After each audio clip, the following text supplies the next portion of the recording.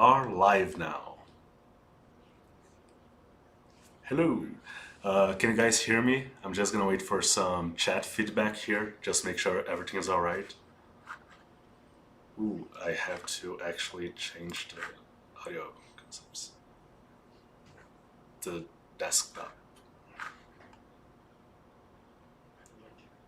Desktop audio. Okay, can you guys hear me now? Okay, so this time we actually managed to start the stream on time. So I'm Tiago. I'm Loot Studios community manager, and Stinky Ancient Ruins or September bundle is now live, and I'm gonna be presenting the miniatures to you guys. We had a little bit of a problem with the file upload.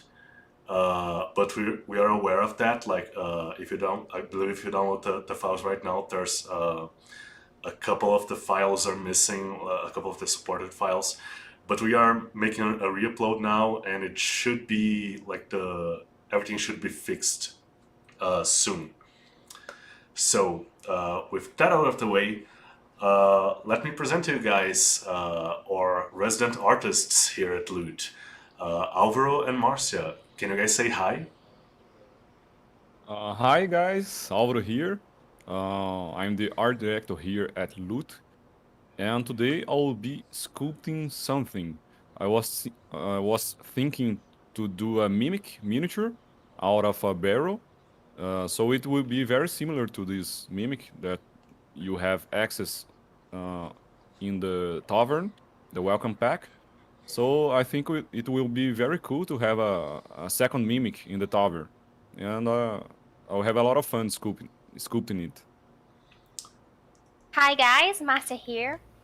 I'm the painter and I will paint this cube. Yeah, Márcia is painting I think it's a very anticipated monster, the Well Fed Gelatinous Cube. It's a classic from D&D, and we'll talk a little bit more about it in a minute when we get to it in the list here. But first off, so for those who haven't been following, like who never watched one of our live streams before, here's how it works. I'm gonna present the miniatures. I'm gonna show the concept art first, and then how the miniature turned out. And after I go through every miniature in the bundle, there's going to be some announcements, and at the end we're gonna have some Q&A time, right? So stick around to the end if you want to know anything from us, from me, from Loot in general, from Alvaro or Márcia. So if you have any questions, just save them for the end, and we're gonna get to them. And first up, if you guys have been seeing this absolutely creepy image here behind me, it's the first monster I'm gonna present to you today. It's the boss from our Stinky Ancient Ruins bundle, the Carrion Golem, and it's a really big creature. It's based on there's a D&D equivalent creature, which is the Corpse Collector, and this creature in particular, the concept is, in the lore of this bundle, our heroes are investigating and delving into a forgotten ruin, right?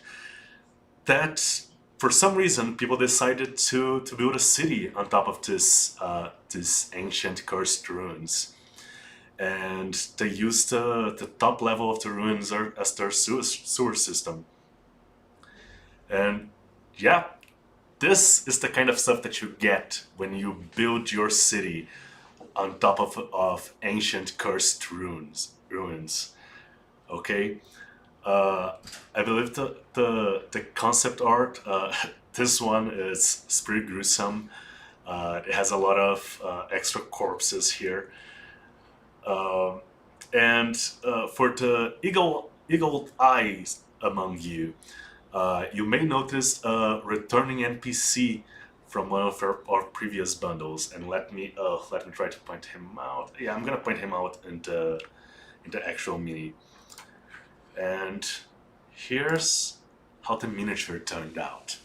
So you can see this is a huge construct with a lot of details, and each corpse is it's kind of its own character, right? We have a couple of humans dangling about, a couple of elves, and right on this side we have a minute folk, right? Either a halfling or a gnome, and yeah, this one is one of those creatures that your adventuring party really doesn't want to face. Really does, like you really don't want to see this coming around a dark corner in a dungeon you're exploring.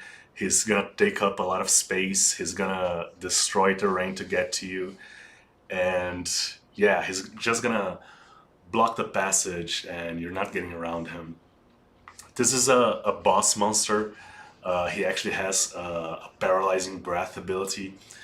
And in the lore gave him, or lore master Gribbo gave him, he's just he was created in a time when the ancient civilization just had a lot of corpses that needed cleaning up. So you can like imagine how bad things got that they had to create a construct just to clear up the corpses, right?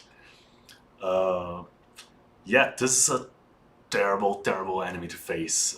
Paralyzation is uh, it's no joke in D&D 5th edition.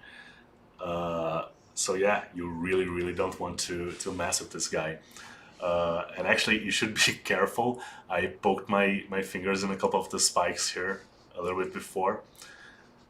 And this one, the Carrion Golem, was sculpted by our artist, Rafael Sui. And it turned out amazing. I'm gonna turn him It's around a little bit more. literally dangerous miniature. You can Yeah, yeah, it is a hurt your very feelings. dangerous miniature. It is kind of oh, this one is the maybe you guys will recognize him. He looks a little bit different now. I'm pointing at the right one, right over the NPC from one of our previous bundles. Yeah. Yeah, that this guy has not had the. If you guys this is the head of from an NPC from our Toe Collectors bundle. And if you remember, he was getting shot at with arrows in the Toe Collectors by the Toe Collectors. So this guy has not had the best week so far, you know. And it's just kind of amazing the amount of detail we have in this miniature. And as ancient cultures go, you can see a lot of detail that was put into this work by its creators. But it's been like abandoned for a long time, and now like anything it sees is a corpse. Like it received orders long ago, and it needs to fulfill them, right? Yeah, and it's defective now, and it was locked away, and it wasn't supposed to be unlocked. It wasn't supposed to be released, but unfortunately, adventurers are a thing, and adventurers cannot see a locked door without wanting to open it. Uh, Let me go back here to the concepts. This is probably Yeah, maybe the most detailed mini we ever did at Loot, because it's not one character only. It's a super detailed character. Plus, you have a lot of corpses. So usually one artist sculpt more than one mini uh, per bundle, like 2 or 3 minis maybe. But this one was so complex that Rafael Sui spent the whole time sculpting it. So he focused on only one character because it took a long time to complete. yeah, like creating. It's not easy. It's like it is literally like creating multiple characters, right? There's the robot itself, but there's also all the humanoid corpses. So yeah, this one is awesome, and I know that a lot of people were really excited for this one. So yeah, next up, and I'm gonna transition back to the concept art here.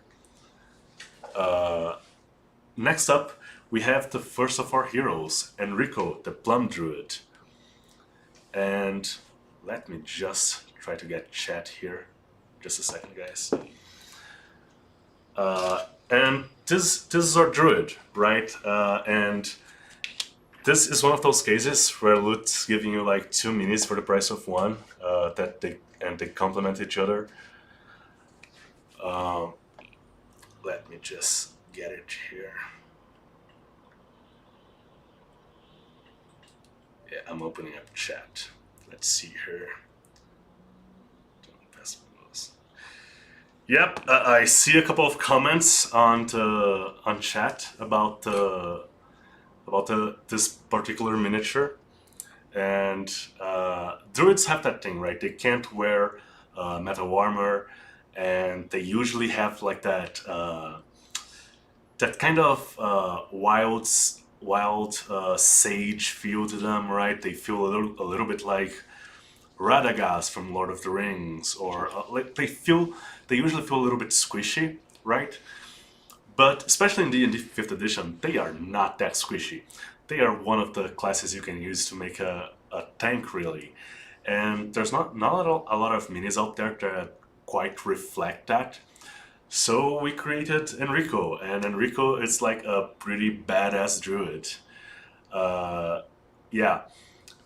And this is his, by his side has his Dinosaur Companion, transformation actually.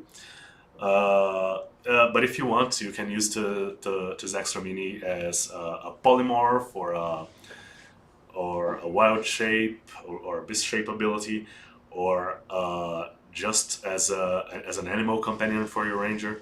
So there's a lot of range there in what you can do with these minis.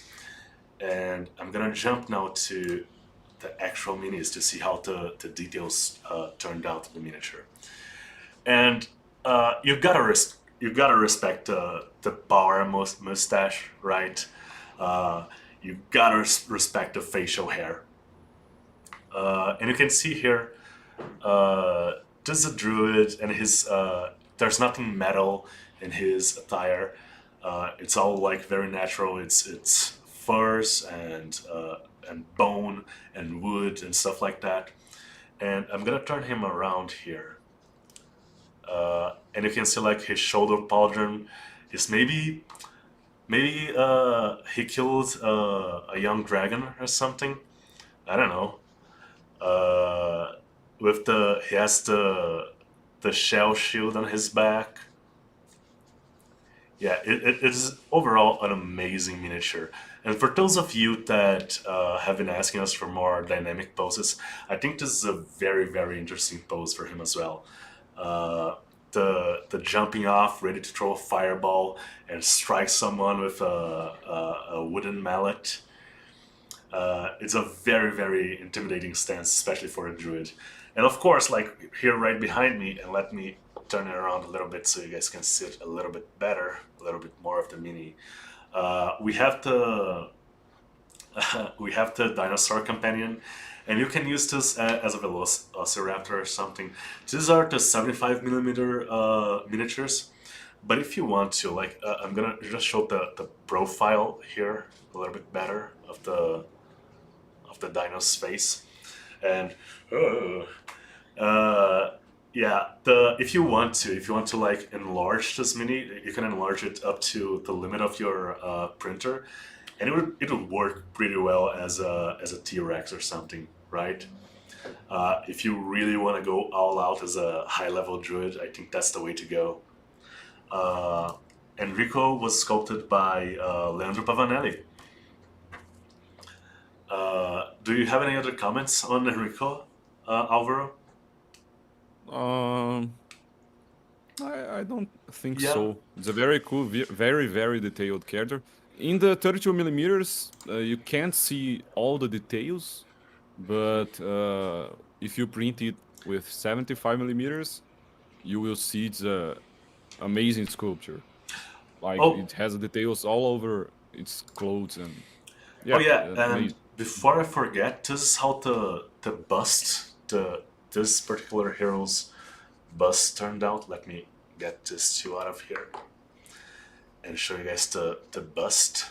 So yeah, here you can see like the face, his expression. This is a respectable face. This is like an 80s action star, right? Or maybe a 70s action star. Yeah, the stash. You gotta Yeah. respect the stash, folks. It's a, uh, it's a, it's a statement. That mustache is a statement, right? And you can actually see like the details on the clothes here, the metal, the the the wood, wood and seed cloths. Yeah, that's the Stone Select of Druids. People are saying in chat. Okay, so the next hero that we have for you guys. Let me change some things here.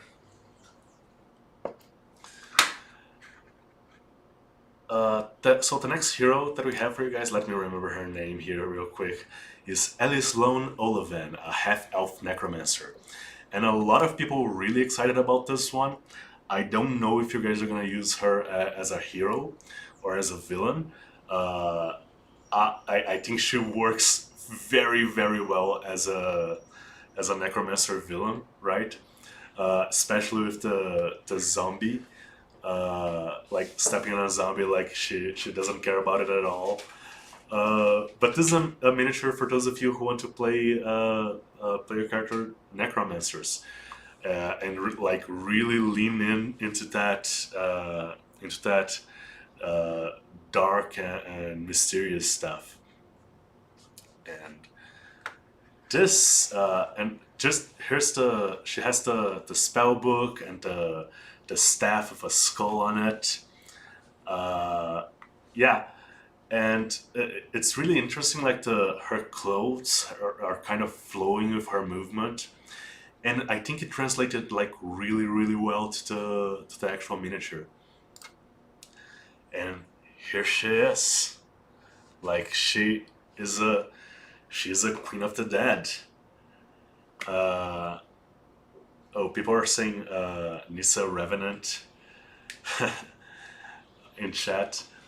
Yeah, so this is like an incredible miniature, as I said, if you for either a player or if you want to use as a villain, right? Necromancers have that bad rap that they carry around, and let me see it here.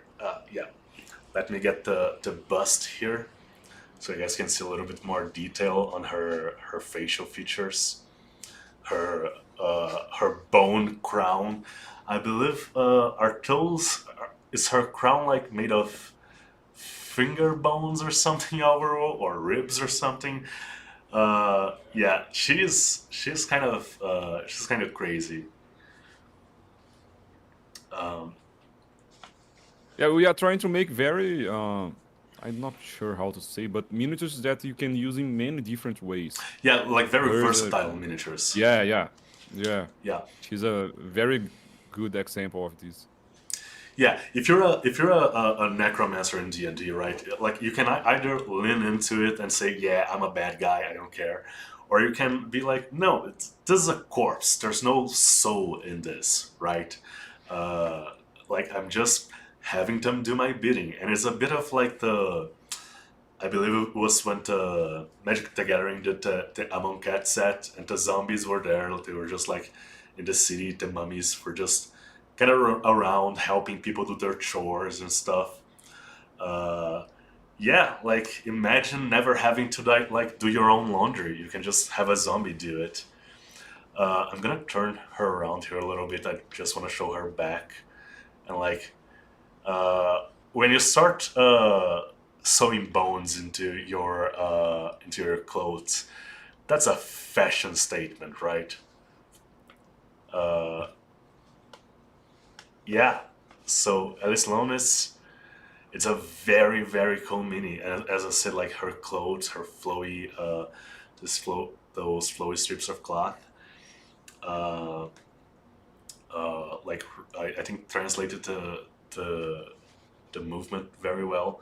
They give the impression that the miniature is like actually alive and maybe moving a little bit. Uh, yeah, I want to see what you guys can come up with for. I'm really interested. Like a lot of people really excited for this one, which honestly, like here at Loot, we were like, oh, because sometimes we can predict, right? Oh, yeah, this miniature is gonna be a big hit, and other miniatures, like we're not so sure. We do things we think are gonna be cool and like that some people are gonna like, but sometimes we're actually surprised by some by how much you guys like some of the minis, and Alice Lone I think was one of them. Yeah, I didn't expect her to be so popular. Yeah, and I really want to see what you guys can come up with in terms of different colors for her and stuff like that, different color schemes. Yeah, I predict a lot of purple, right? I think there's gonna be a lot of black and purple and or maybe like red and black. Yeah. So next up we have, and this one we kind of knew you guys were gonna like. We have our next hero, and let me just adjust here.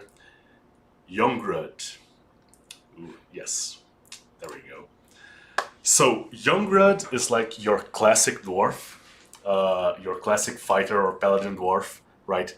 Heavily, very heavily armored, with a big shield.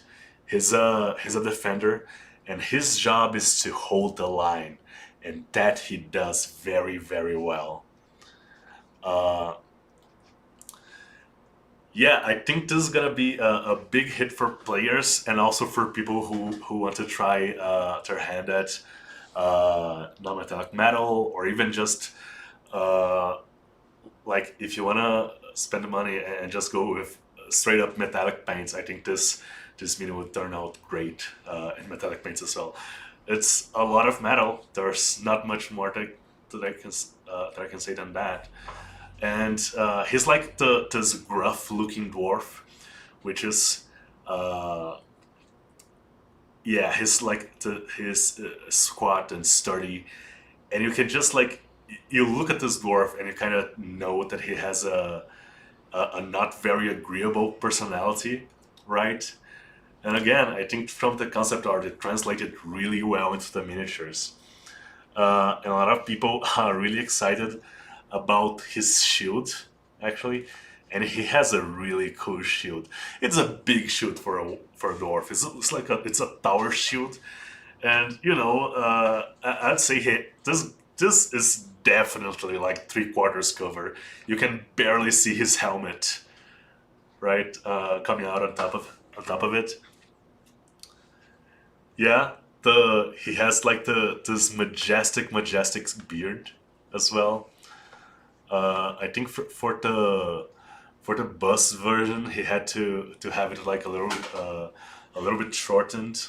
Let me get out of the way here, people, so you guys can see the bust version. Just so you guys can see the tip of the beard on the bust, or maybe he just like and it's a thing that I do as well. Is it's like press up the beard so it looks nice. You know, he's a dwarf. Doesn't mean he can't be a little bit vain. Yeah, and this dwarf is battle tested. You can see the claw marks here on the shield. Uh, yeah, like it's just beautiful heavy armor. Yeah, people are saying even the shield has a beard. Yeah, like you can't really be a dwarf without a beard, even a female dwarf, apparently, like we did for toe collectors, right? Uh, and here, I I just wanted to show, like, you can really see like his expression, like he's really unhappy about something. Maybe the armor is just too heavy. I don't know. Yeah, you gotta respect the facial hair.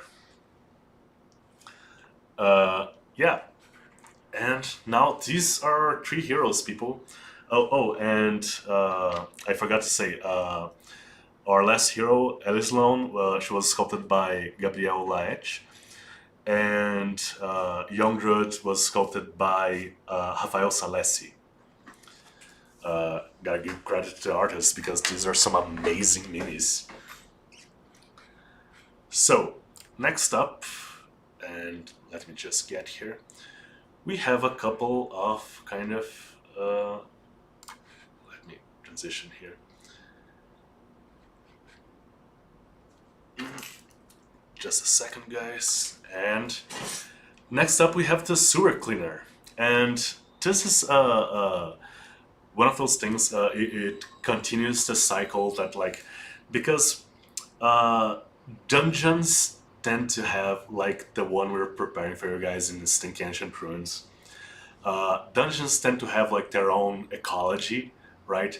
They have a bunch of creatures that that are apparently they were, for some reason, they were made to live in dungeons, almost like the game designers were like, yeah, we need to make this make sense, right?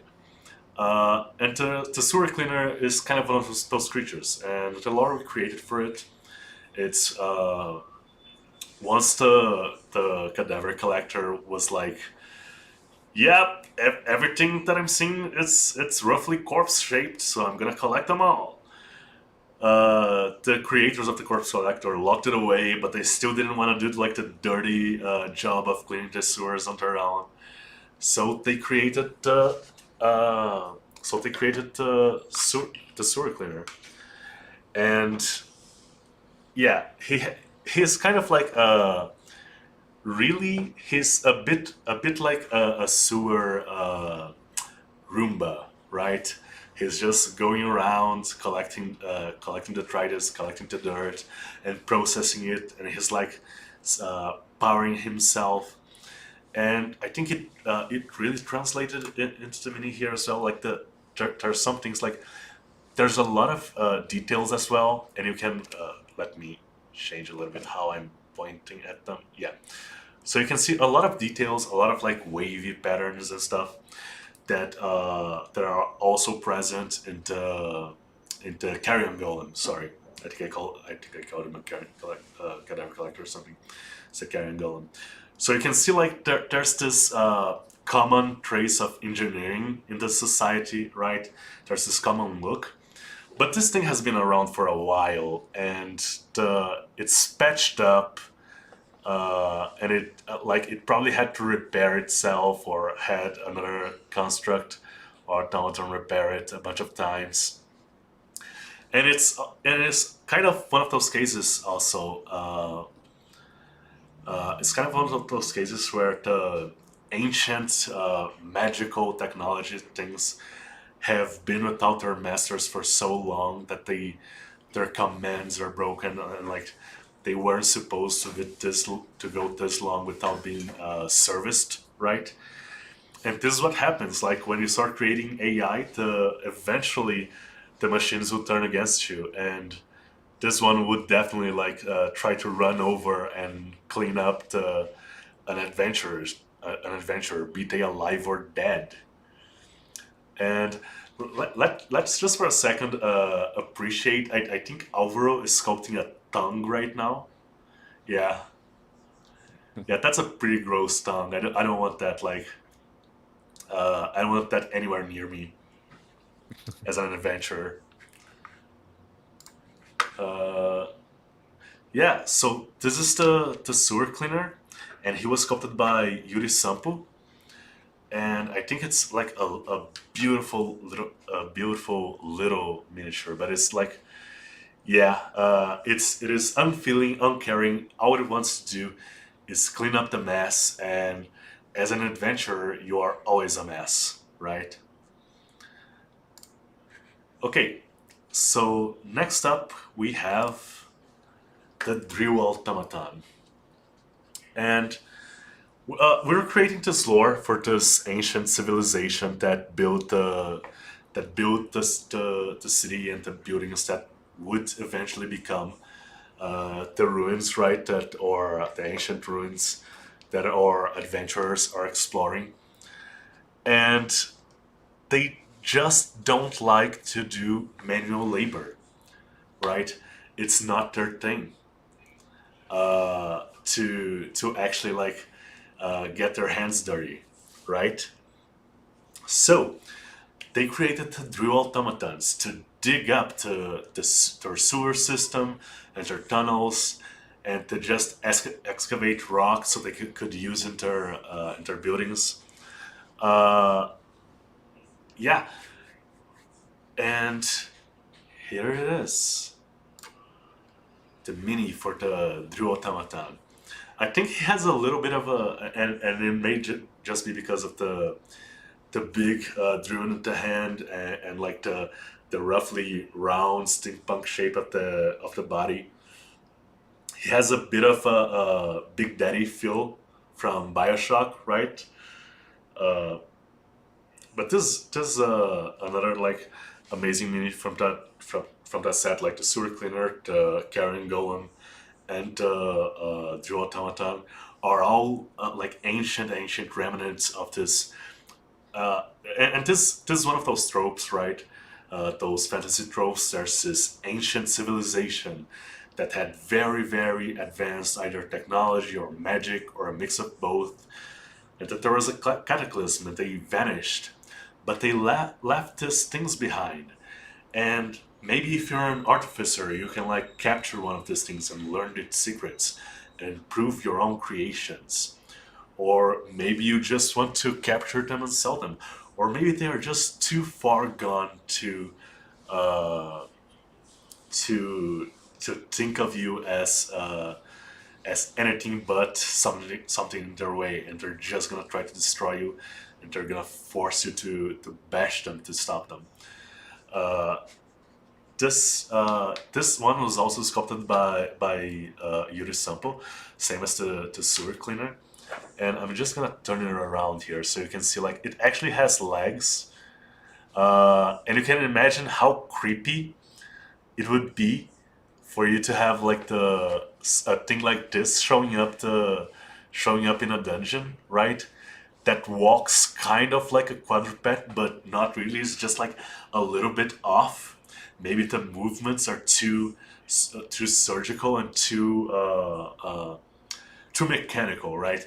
Too perfect. The movements are a bit like one of those Boston Dynamics robots, right? Where the robots that are the boss are definitely not gonna turn against humanity in the near future. So yeah, this is the Drill Automaton. And like Yeah, Tiago said, for both, for all the automatons, like the boss and those two, we try to create the same uh, technology design.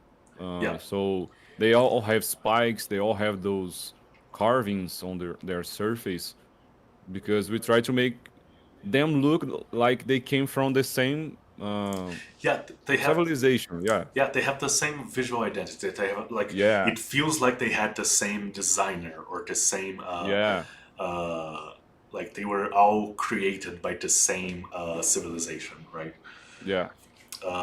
So next up, and a lot of people were also very excited for this one, and it's a creepy one. And let me just get ahead of myself and get him here. Uh, this is the Clawed Zombie. And this one, like immediately, it gives me like it gives me a bit of body horror, pinhead vibes. This zombie in particular, like it's a more powerful zombie, and there's I believe an equivalent monster in D&D is like the bone claw, right? And these things are nasty, nasty, nasty, nasty. And they can kind of fixed the bones of their kills to their bodies, and they absorb the power of the power of death, right? The negative energy that fills a body once it's dead, or at the moment of death. Yeah, and those things are nasty. They can cure themselves by adding taking the bones of the victims and inserting it into their bodies, and it's a bit like there's a couple and I don't want to say anything wrong here, but I believe there's a couple of tribes in Africa that actually do that, like the bone piercing stuff. There's a lot of tribes everywhere that do piercings, right? But this is like bone like piercing taken to the extreme, like with the bones of the dead. And the concept art for this one, it likes it shows the the Claude zombie like kind of kind of coiled and ready to strike, ready to jump out and attack the adventurers. And again, it really translated really well into the mini. And you can see here, and let me try to get as much detail here as possible. Oh, my hand is in front. Like the pieces of flesh dangling about, and the bones all sewn into clothes, and the bone spikes, and the extended vertebrae, right? This is not like your regular slow ass zombie that you can just bash around and it's gonna be fine, right? This is a challenge. This is a badass undead that should put the fear of God into your players. Uh, Painted. There's a very cool Easter egg in the boss. Yes. There is actually a cloud zombie head stuck to one of his spikes on his Yeah. back. Let me bring him back and try to focus on it as well. Let's see if it. We try to show that the boss is so powerful that it's even this cloud one. zombies were killed by it. Yeah, like a dungeon has its own ecology, right? It has its own. When adventurers are not exploring or delving into a dungeon, there's still things happening inside of it, right? And not everything you fight is gonna be allied with each other. There's some, let's say, there are some rivalries within a dungeon, right? And Cloud Zombie was sculpted by Breno Sales. And the Cloud Zombie can actually be used, like, if you're running a pure undead campaign and you don't want to use the Carrion Golem as your boss, the Cloud Zombie can definitely be your boss. Or one of the, like, big physical challenges in the dungeon, right? So, moving on to the next miniature, we have the Piper Spirit. And let me get the miniature for him here real quick. And the Piper Spirit, I think this is a little original, right? It doesn't have a direct correlation in D&D. You can use, like, we have a stat block for it, and we draw from the stat block of a ghost for him. But he's like, he has his own abilities and his own history, and it's a pretty sad history, unfortunately. His and if you look at him, and let me see if I can find it here actually. Huh, that's funny. I can't find the miniature here. Ooh, I may not have the Piper Spirit minute here actually. Let me try to find it. Yeah. Oh, actually, I just found it. It was hiding behind one of the busts. So the thing with this miniature, a lot of people really liked when we did. I think, which bundle was it? Was it Granny's Prophecy as well that we did the Yeah. Living Armor? So the Yes. living armor has this concept of negative space, right? We give this illusion that the armor is just floating around, and I think Alvaro just really uh, I think that's a very interesting idea for a 3D artist, right, Alvaro? It's just some Yeah. it's just something like really really cool to do, really nice, and uh, yeah, and this was just a struggling artist, and no one appreciated his music. No one except the sewer rats that he could control, and it's obviously a little bit inspired by the story of the Pied Piper of Hamelin, I believe. Yeah, and let me show the mini here actually, because the concept art is one thing. Oh, and by the way, all the concept art here was by Guilherme Mota, right, Alvaro? Was yeah, Yes. yeah. So all the concept art, all this incredible concept art is by Guilherme Mota, and let me show how the mini turned out here. So you can actually see, if you're not paying very close attention, if you're just like looking at some specific sections of the mini, you can obviously see through it, and there's this illusion that he's not all there. His because he's a ghost, right? He's maybe half here, half in the ethereal plane, and especially like the top bit of his head, his leg here, and as I turn him around, you can see the rats gathering around the sun, and you can really see, right, the illusion really comes together very very well of this ghost that's half in our plane and half somewhere else. And it's a very very sad story. When I actually when I saw the concept before reading the background story for this miniature, and I was like, oh, this is a really cool miniature. So it was like, it would like really really work well for an enemy. Uh, and and then I read the story and I was like, oh yeah, yeah, maybe you can like use this as an NPC, and instead of just killing him, you can like actually properly lay his soul to rest, because he has a really really sad story, guys. You guys should read it. And actually, we're gonna get to that later when I talk about the magazine. And of course, the Piper Spirit needs a rat swarm to control. Let me just go a little bit. Yeah, this is a little bit better.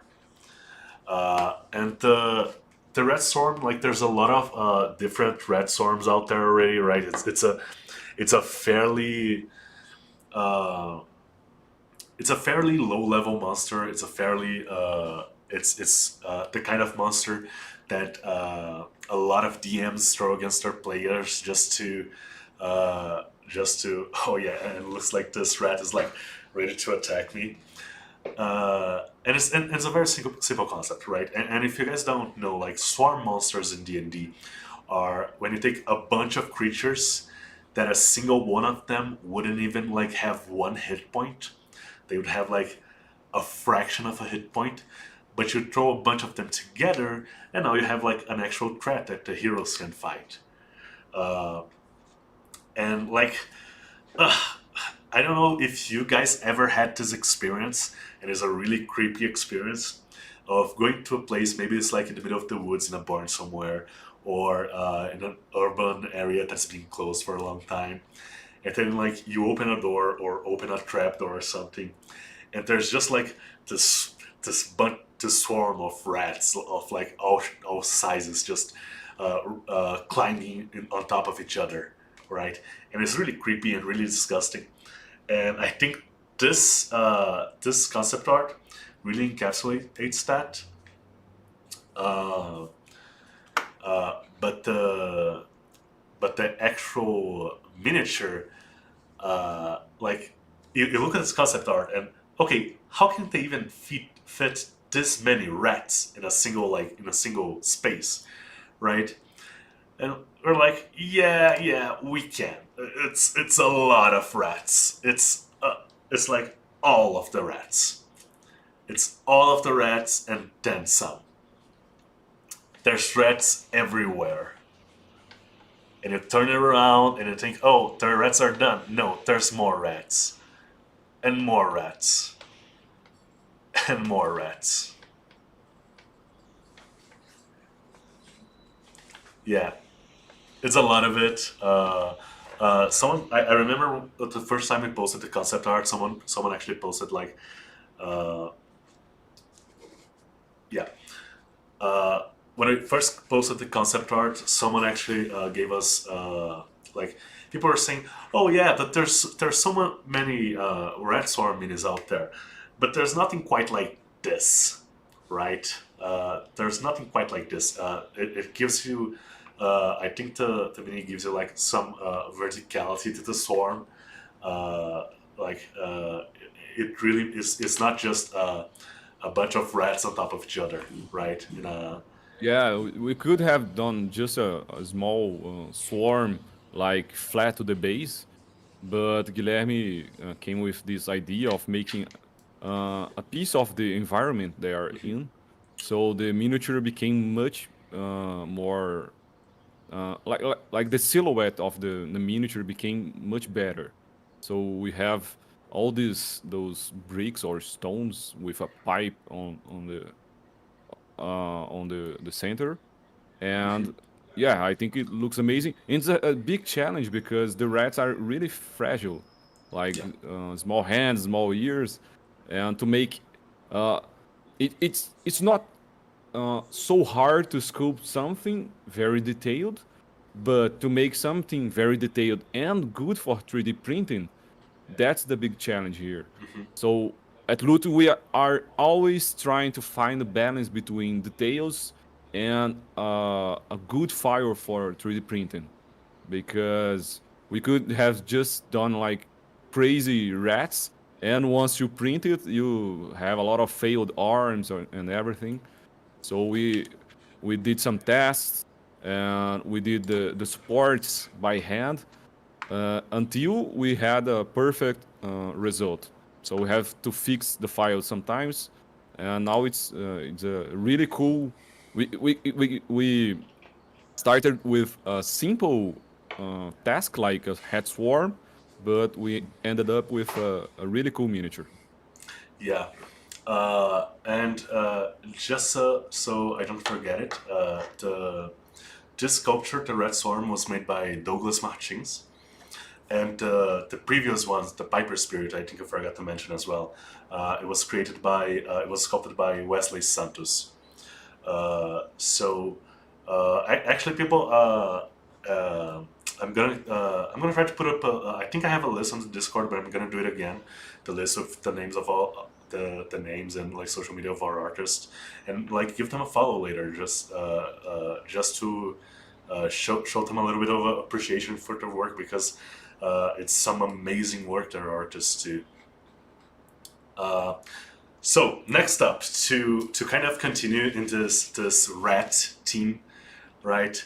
We have a balding giant rat, and I think this is one of the cases, and I'm gonna say this here. Once in a while at Loot, we get like we look at I look at some of the concept art, and I don't know what the conversation is between Alvaro and the 3D artist that's gonna make it.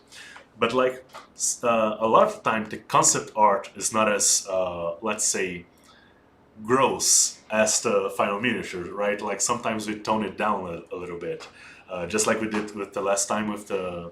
And sometimes it's just a matter of making like the mini more a little bit more versatile. Like last month with the toe collectors, the dog was actually supposed to have like to be like the the dog belonged to the bandits, so he was supposed to have like a severed arm on his mouth, and that was a little bit.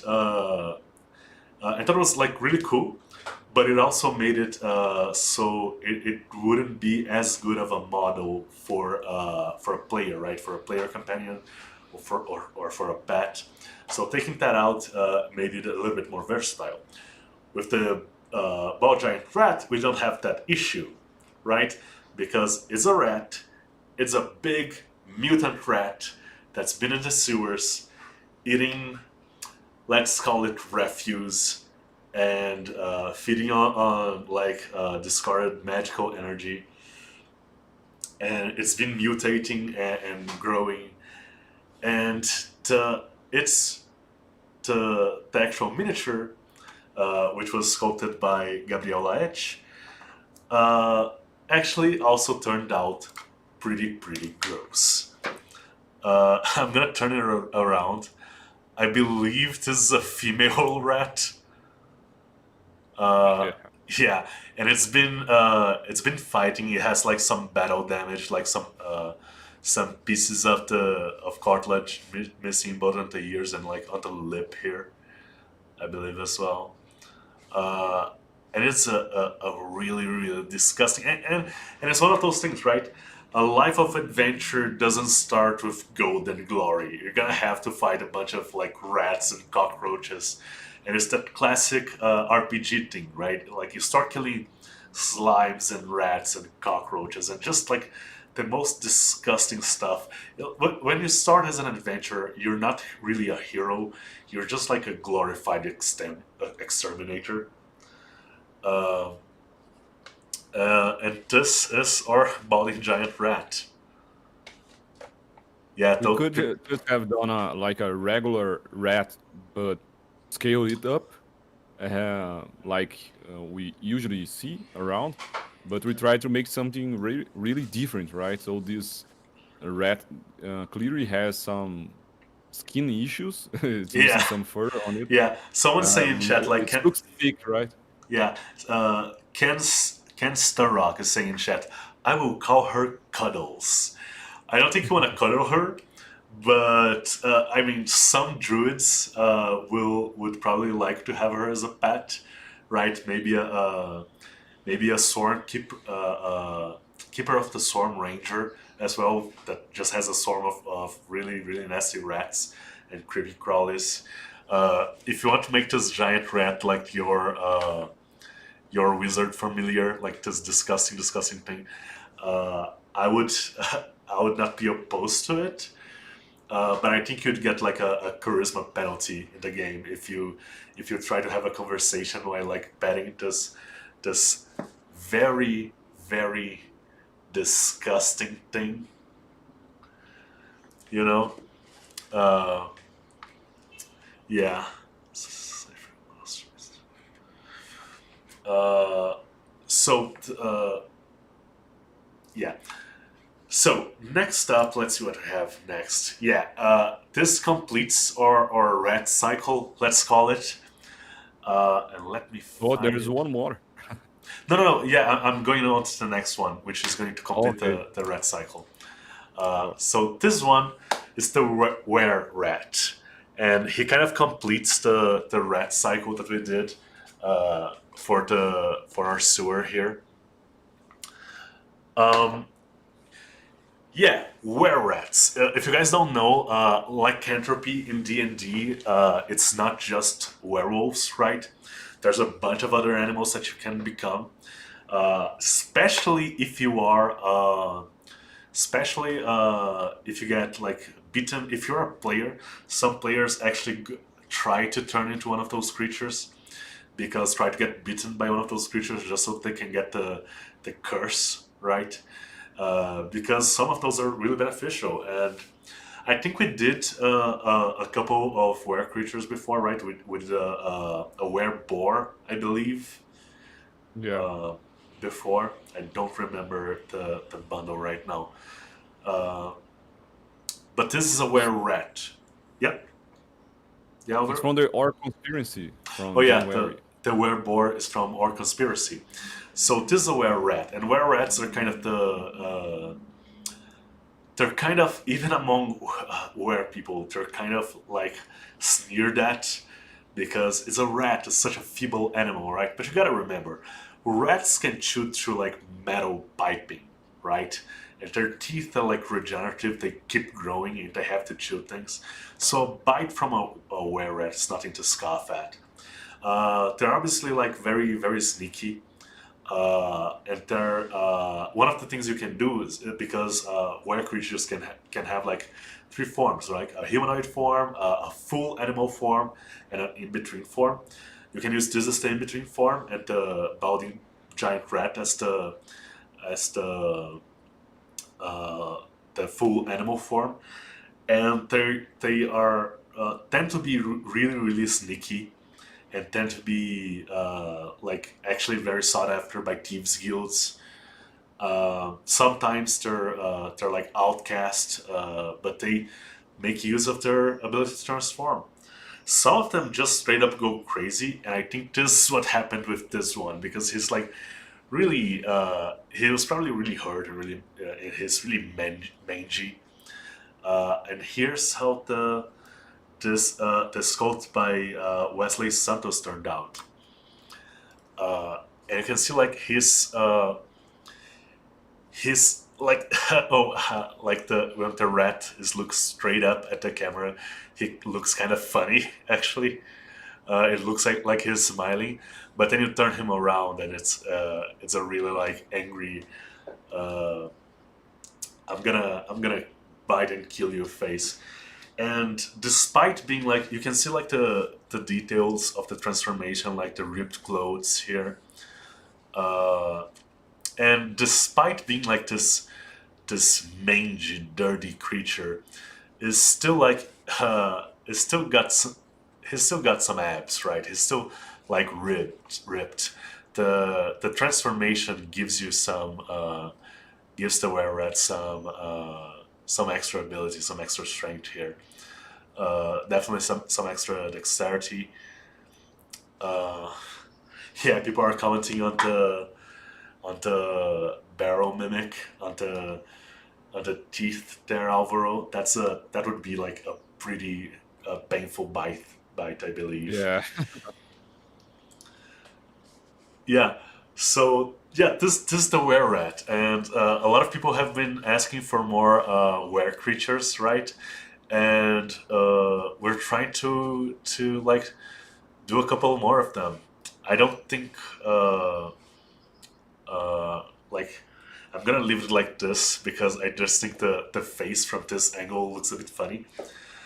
Uh, and I'm gonna yeah I don't think we have any plans of doing like it's not a set thing that we're always gonna do like an animal per bundle or a rare creature per bundle or anything like that. But we know you guys want more of that stuff, so whenever we find the opportunity to fit something that like this that is highly requested into a bundle, we try to do it, right? So it's not like too overbearing. It's not just a bundle of animals, because that would not please a lot of people, and it's not just a bundle of were creatures. Yeah. So next up, and I did mention that the were rat is sculpted by Wesley Santos, right?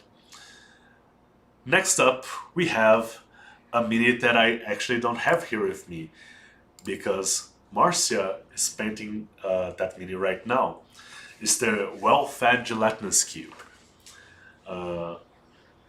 Yeah, so Gelatinous Cube is a classic D&D monster. It's a classic enemy, right? It's an ooze. It's just, uh, gelatin that moves around. It's like it's pretty disgusting, and for some reason, gelatinous cubes tend to take that cube, like that roughly cube-like form, uh, and they are the cleaners of the sewer environments, and they are like often found in dungeons. And if you go to a dungeon, right, and in this one we have the sewer cleaner as well, that fills a similar role. But if you get to a dungeon and there's like, and you're walking around and there's like no dust around, and suddenly, right, and no like moss or fungus or anything like that. And you're kind of looking around and, okay, this is really clean. Did someone like polish the stone? What's happening here? It was probably one of those, the gelatinous cube. And this is a well-fed one. We didn't want to just do a cube of resin, right? We show a little bit of the stuff that the cube has actually like absorbed, a couple of the creatures that haven't been like fully digested, a couple of the items that haven't been uh, fully digested. Yeah, someone's saying chat, 100-year-old cube gone rogue. Yeah, I think that's pretty spot on. Uh, this particular mini was sculpted by Michel Rodriguez, and it's like, I think that it's a really interesting shape for a gelatinous cube because it gives like, it's not, as I said, it's not just a cube as well. It's kind of twisted in the sculpture, so it looks like it's moving, like it's rising up, right? The gelatinous cube can take a bunch of different forms. It can like squeeze itself through doors. Like if you lock a door behind you, he can just like go beneath the door, or like through the keyhole. It's gonna get you eventually. Yeah, and being consumed by acid is not a very pleasant death. There's a 1980s movie that is it's a B movie remake from an earlier like 50 movies. It's called The Blob. If you haven't seen it, watch it, and you're gonna see how something that doesn't really have like consistency or anything like a cube can be like really scary and disgusting. Cubes are usually it's a thing with cubes because people usually draw them like either green or they paint them either green or blue, or like this shades of green that Márcia is painting the cube right now. Like it really evokes the classic cube idea, but like one like in the blob that is the kind of pinky and reddish and fleshy, maybe even more disgusting if you can pull it off. Uh, but yeah, it's an amazing miniature as well. That a lot of people were really excited for when we showcased the artwork because it's a classic one, right? It's like you always remember your first gelatinous cube, right? So I think I'm gonna stop talking about this one for now, so we can get through the other ones. And I think the next one is the oh yes, the Rust Monster. And me, I like to play I usually as a paladin or a fighter. And this big cockroach, M- MFer, uh, this big cockroach thing is like the bane of my existence. And let me actually find it. Oh yeah, it's hidden like all the way back here. And it's it's like really nasty. And if you guys don't know, if you've never faced a rust monster, if your DM is subscribed to loot, and you see this miniature in your game table, and you're a fighter or a paladin or something, like just run the other way, or just let the spellcasters deal with this stuff. You know, or the ranger, the rogue, let them just like poke this thing full of arrows, because it will eat metal. It will eat your armor and your shield, and it's one thing to lose a character. It's one thing to have your character survive and lose all of its equipment, because then you're basically useless, right? Uh, and it's a really interesting design from Guilherme as well. This particular rust monster, uh, this this devil cockroach looking thing. Uh, but and then you go to and maybe it's just the big eyes in the mini. like the big eyes in drawing sometimes make you think of like babies and puppies and make you think, oh yeah, that if you just look at the face, maybe that's kind of cute. But then, like, don't trust those eyes, man. And here's the mini. Again, it translated really well. It's actually eating a shield. I think this shield was probably designed like the core of a shield, or was wielded by. It's more like a buckler shield, and he's just like on this barrel, and like you can see here. Let me raise it up a little bit so you guys can see it better. Like the sword underneath this shield that the rust monster has like nibbled at. Just maybe he keeps the sword because he doesn't need a full meal. He just needs like a midnight snack. Uh, yeah, you do not want to see. Let me get a one of the heroes for comparison here, size comparison. So you do not want to face a cockroach this big.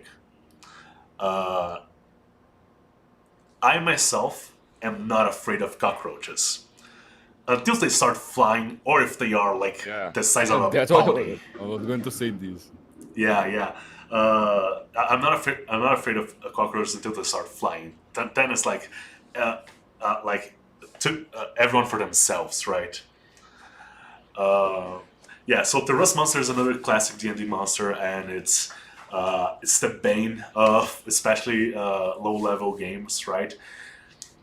Because you usually don't have that much money to spend on acquiring new items, and especially if you have like a suit of armor and a suit of like maybe you just got your brand new suit of plate armor, and I think that's like 3,000 gold pieces in fifth edition.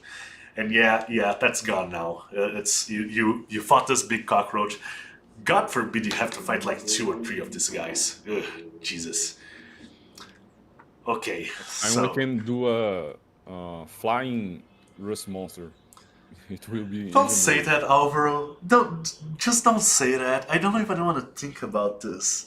Like as a player, right? As a DM, I'm like, that might actually be a good idea. Yeah, let's go ahead and do it. But as a like, I don't want people to hate us. I don't want people to like start hating what we do here at Loot.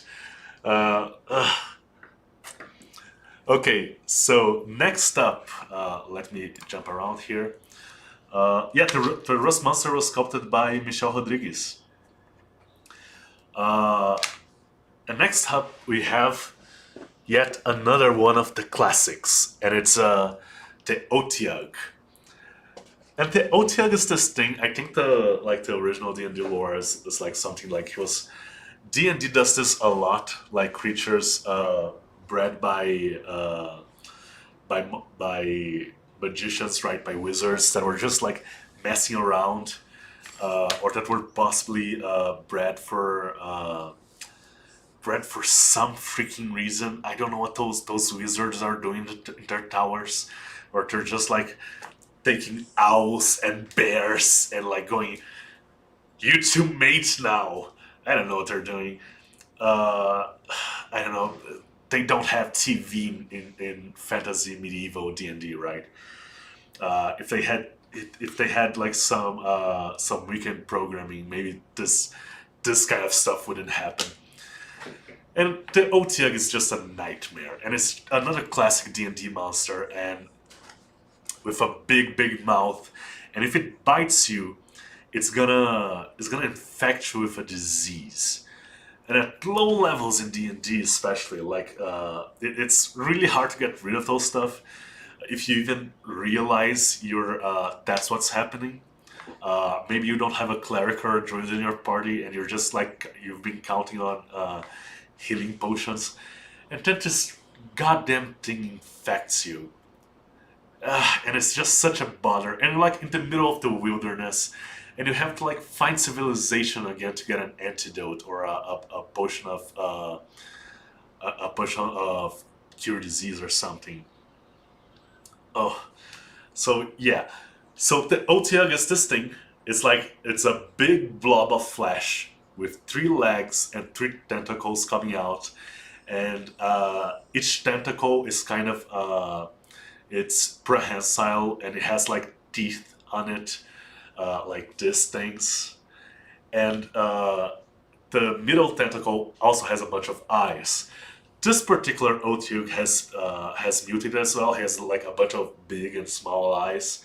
He has been into. There's a couple of other tentacles growing out of it, because this particular runes for this set are they're like they contain some trace elements of long dead magic. So here how this thing turned out. And again, I'm gonna take one of the hero minis just to show like a size comparison. You do not want to get like grappled by this thing and thrown into its mouth. So this is the Otyugh. And just for a size comparison here, before I start turning around, showing you a little bit more detail, like this is how big the hero is next to it. And let me turn it around a little bit, show more detail. You can see here like the teeth coming around the tentacle, right, the pseudopod. Oh, yeah, sorry guys. I forgot to move around to the next screen. So this is the Otyugh, this is the hero next to it. And here we have it, like this huge mouth. It was just made to swallow heroes, right? Let's see here. Yeah, let's just swallow a hero whole. And it's one of those things like Otyughs eat detritus as well. They eat, so they really fit into the sewer team. Yeah, like the tentacles really turned out amazing on this one as well. They give that feeling of movement to miniature. Like this creature is just barreling down towards the players, and it just stepped on this pipe and bended it, and it's a really I think the base here just makes it feel like it's really heavy, and it is a really heavy creature. It's gonna make, like, don't try to cast spells on it that require like a Constitution save. It's probably gonna make it. It lives by eating trash, right? So it's gonna make any Constitution saves it has to make.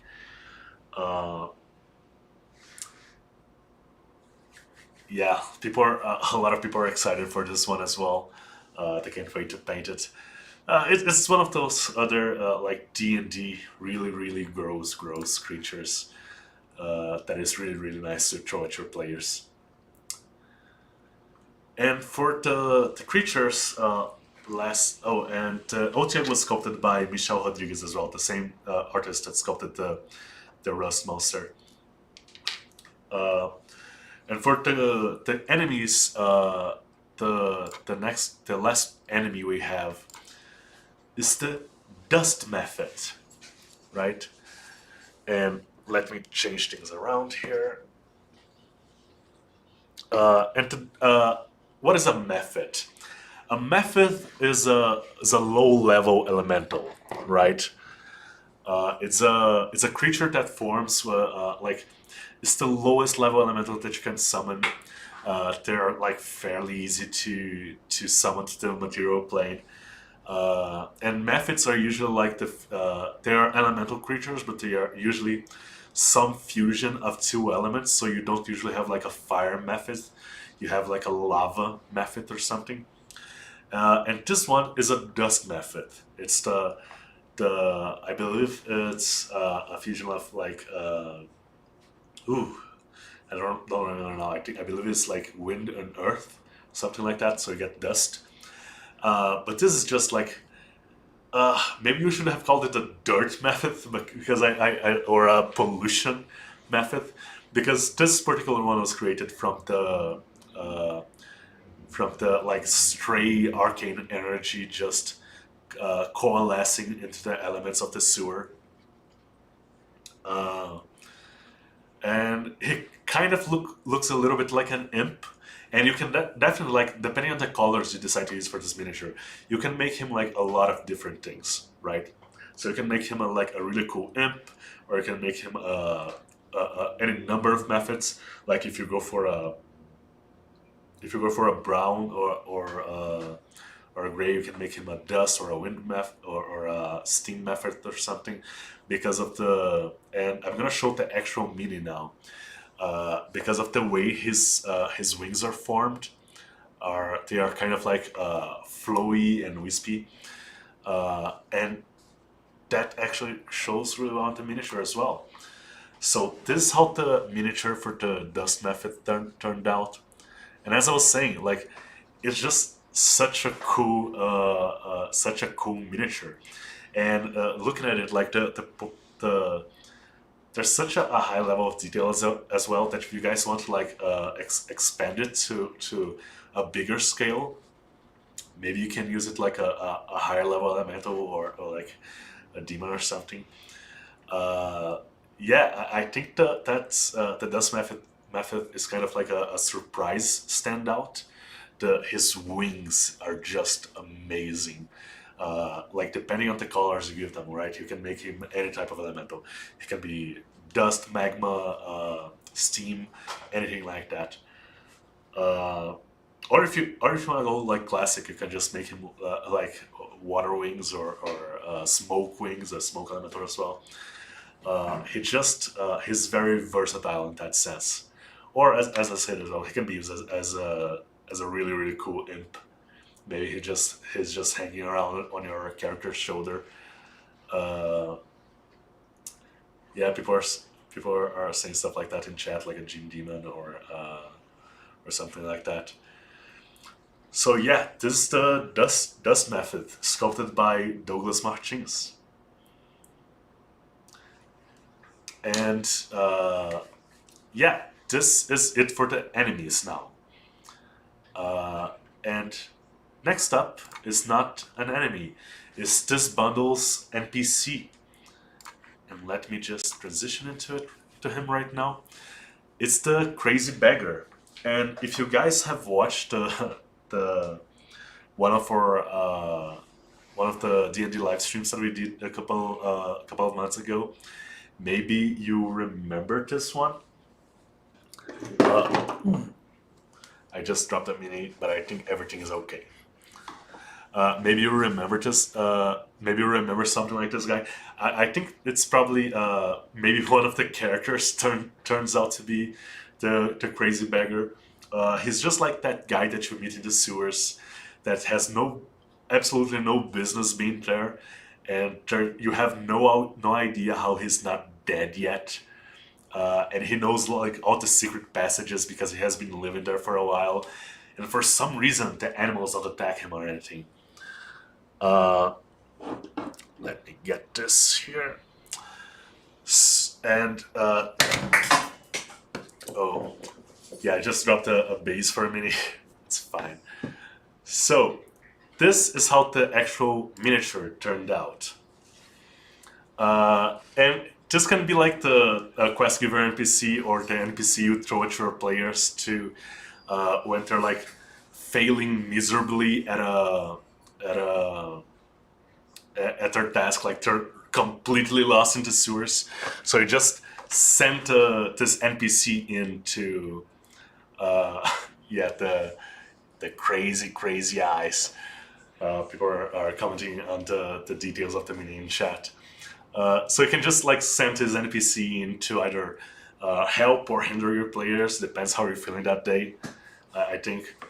Yeah, and again, very very versatile mini. He doesn't have to be in the sewers. He can just be the crazy city beggar. He can be the recurring character. He can be like I believe. Which one's the Elder Scrolls god that sometimes shows up as a crazy man? I forgot his name. Shogorath?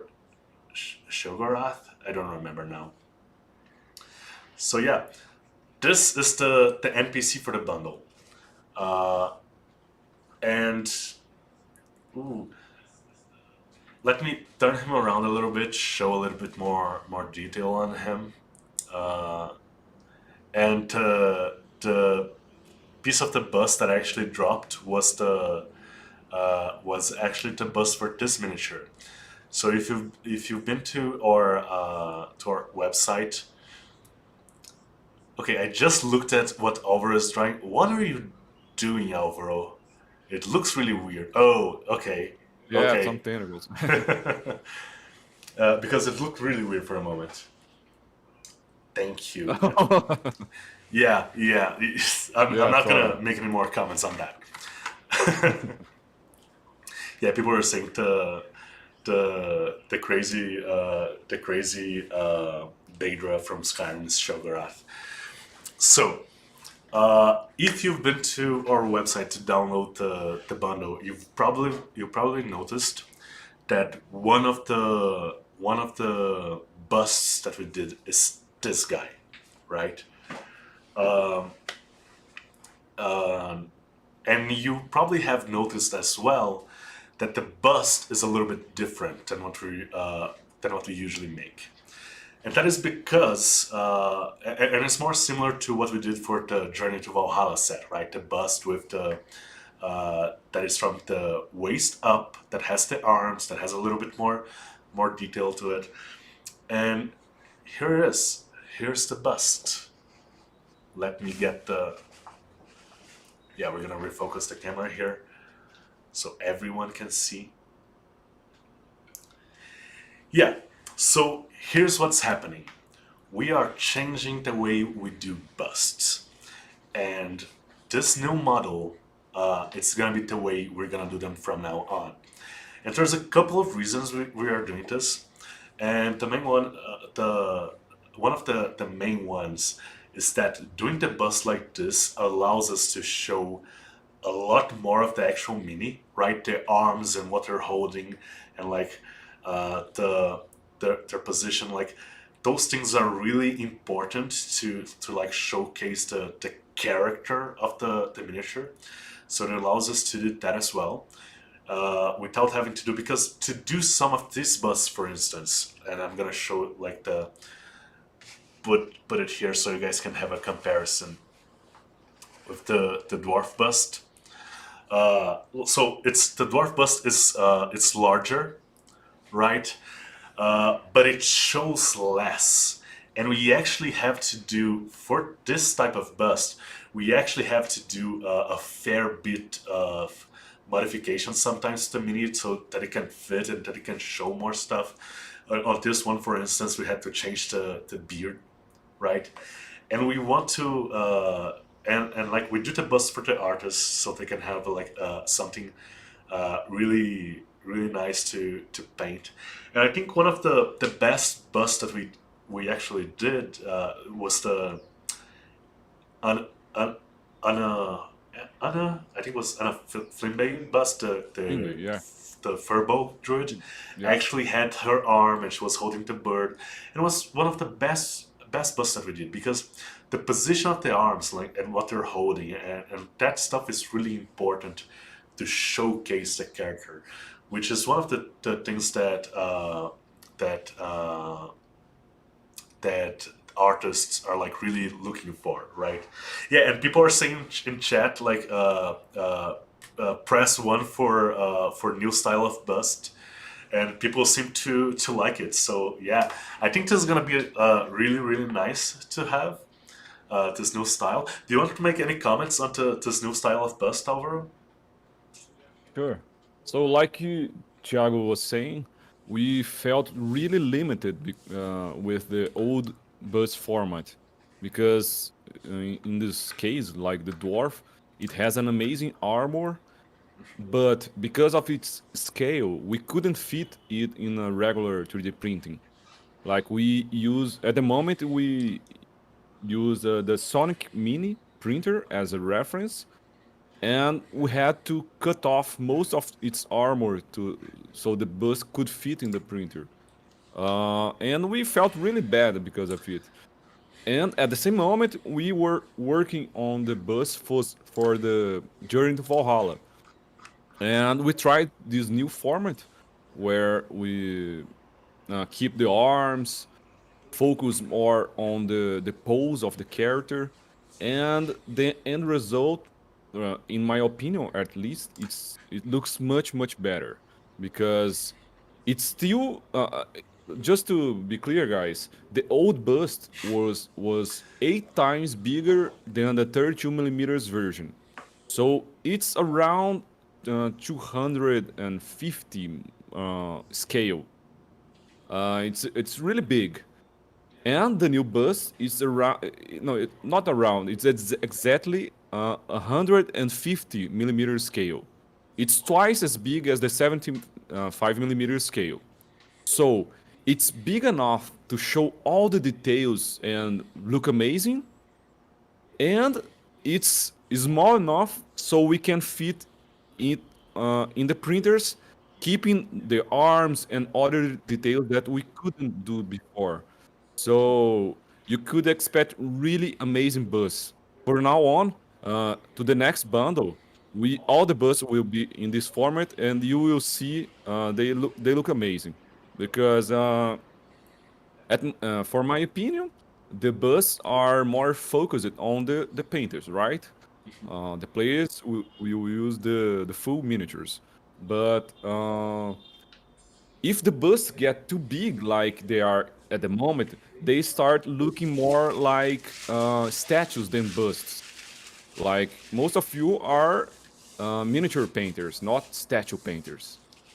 So I think 150 millimeters is the perfect scale. It's a perfect balance between details and size. And you'll see you can paint really detailed eyes. You can see all the details and have a cooler looking boost. Because and we also, as you can see, we changed the base. It's not the same base as before. Like these. I'm not sure how The, to how the this. old base is kind of like a rhombus shape, Yeah.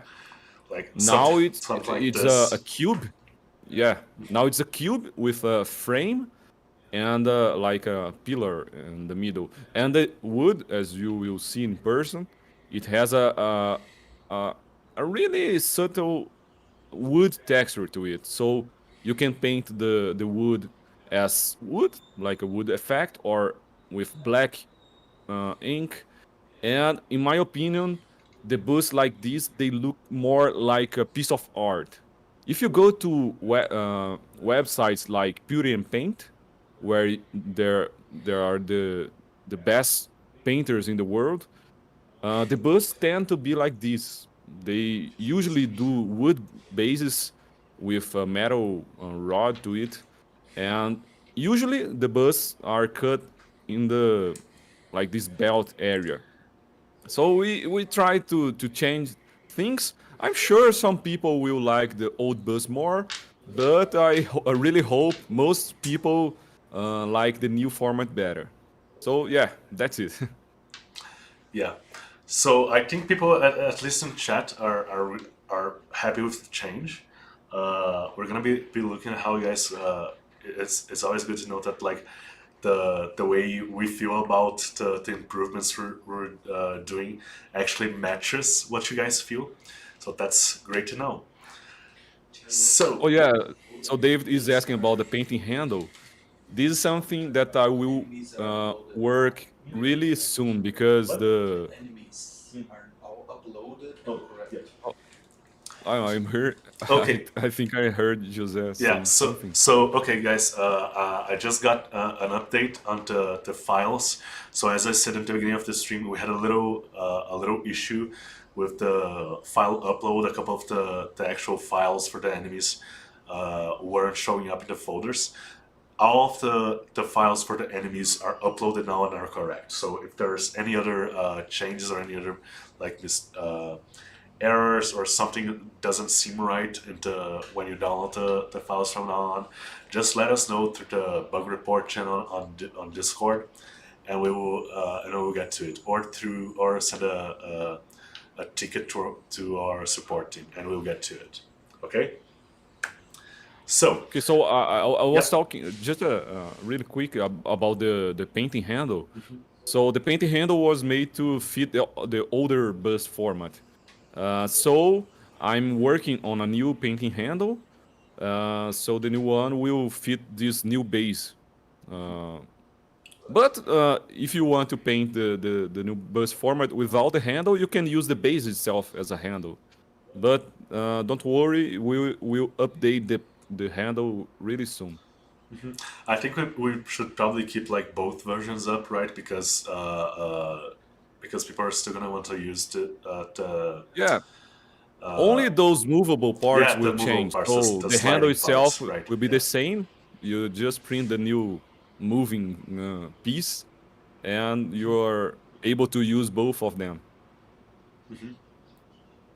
Yeah. So, okay, we have. Let me just move this out of the way here. We have something else to show you now.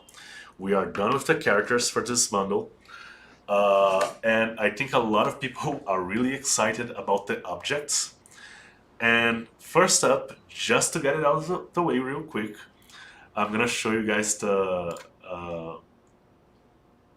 Ooh, just a second here. I'm gonna show you guys the chest for this bundle, like we usually do a chest. And this one, and let me try to get it. And this chest is kind of like a metal chest, and the rats have poked a bunch of holes in them in the chest. And yeah, I don't think it's gonna focus, but this is not the main attraction today, right? It's just a bit of something that we always give you, this metal chest. Right? Yeah, there we go. So we have a couple of rats poking holes in metal, as I said before. And this probably doesn't have any treasure inside anymore. It's just a rat's nest. But what you guys are probably really interested in is and let me show the concepts first.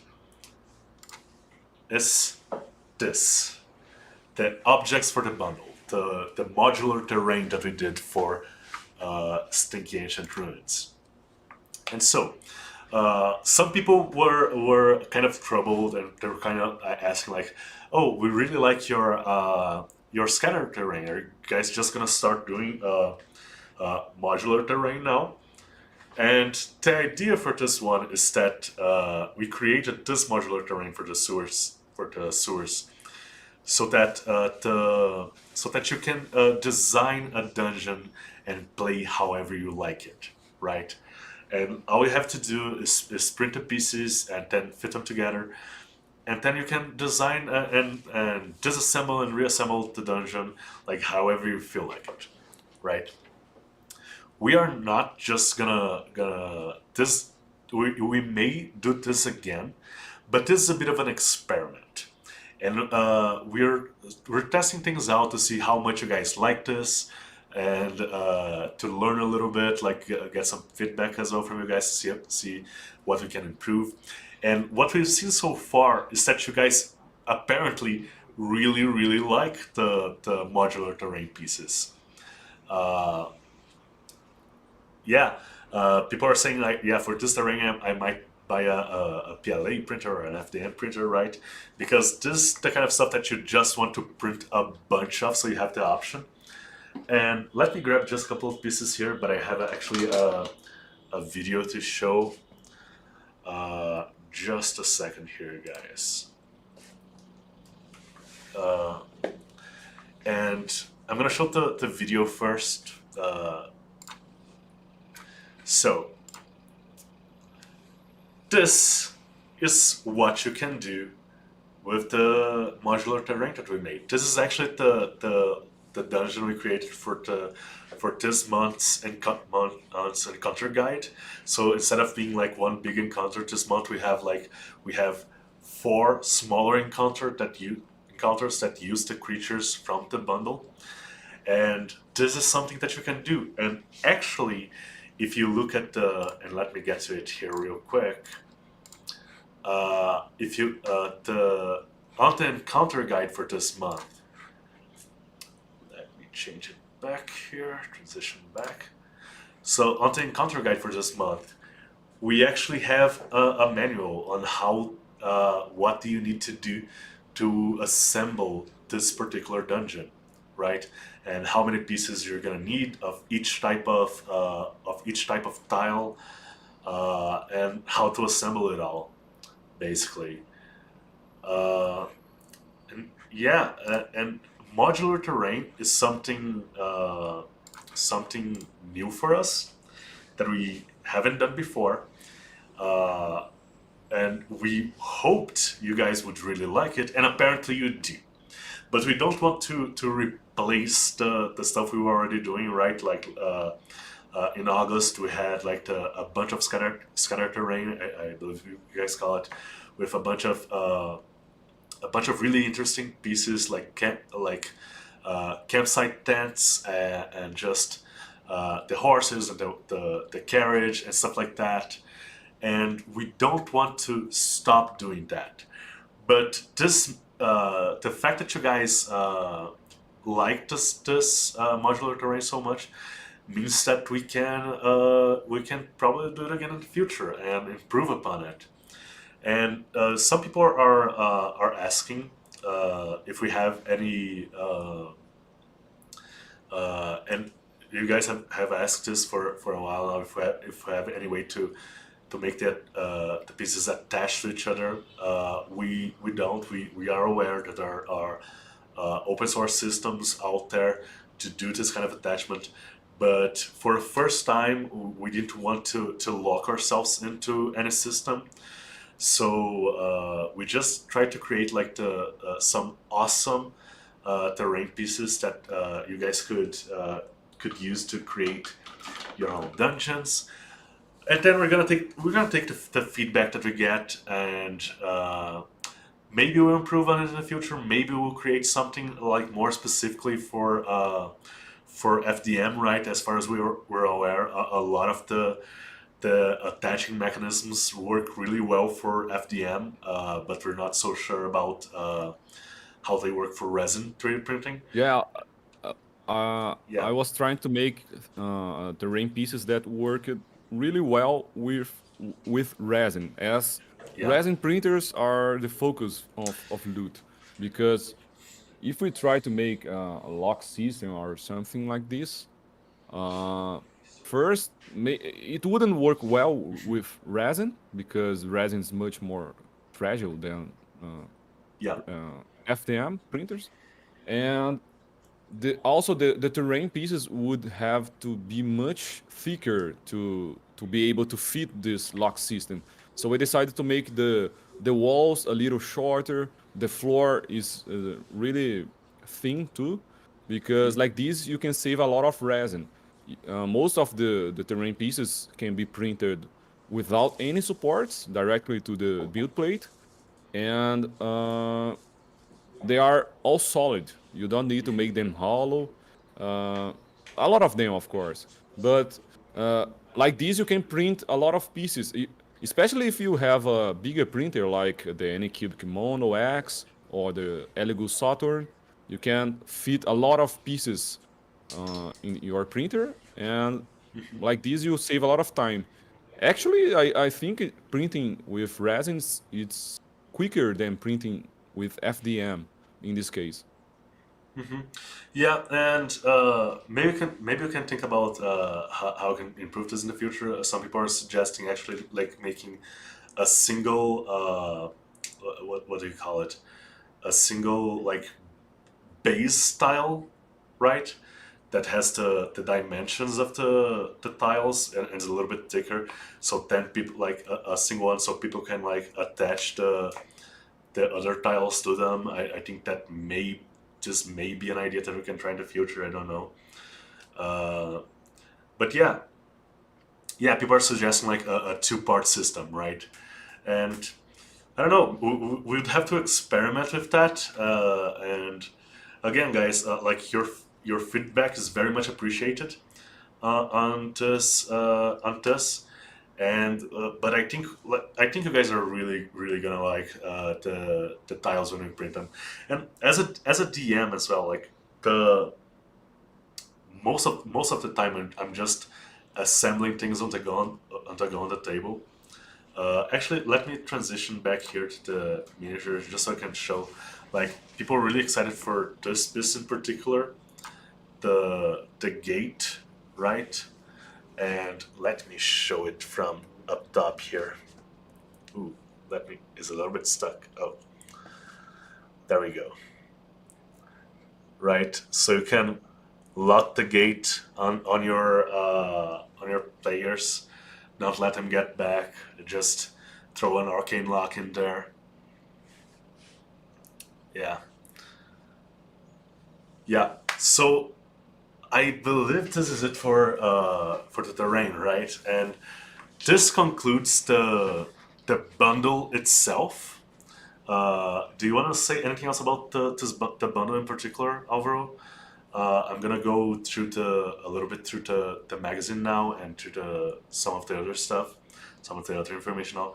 But would you like to say anything else about the miniatures?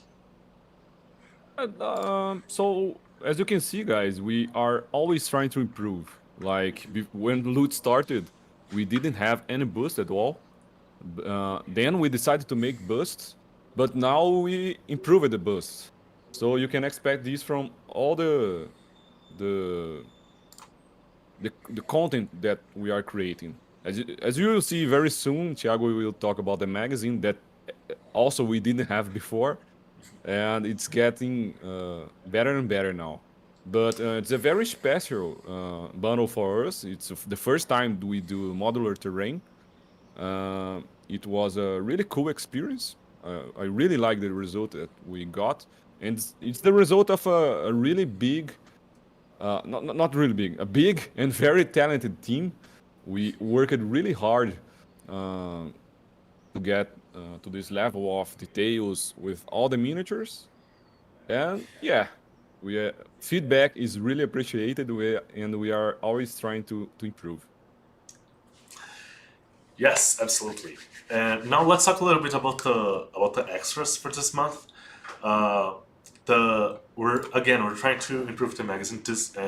What I'm going to show you guys now, it's one of the versions of it that we have. Oh, let me actually change it here real quick. Yeah, there we go. So this is the magazine. We have a printer-friendly version with like a white background, right? And as always, we have like we have a little bit of extra content in the magazine. Is also gonna have the stat box later on.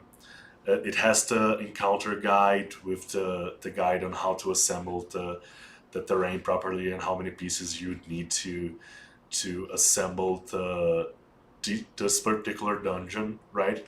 And like this can actually show you, if you look at this, if you're trying to design a dungeon for yourself, and you look at this schematics, right?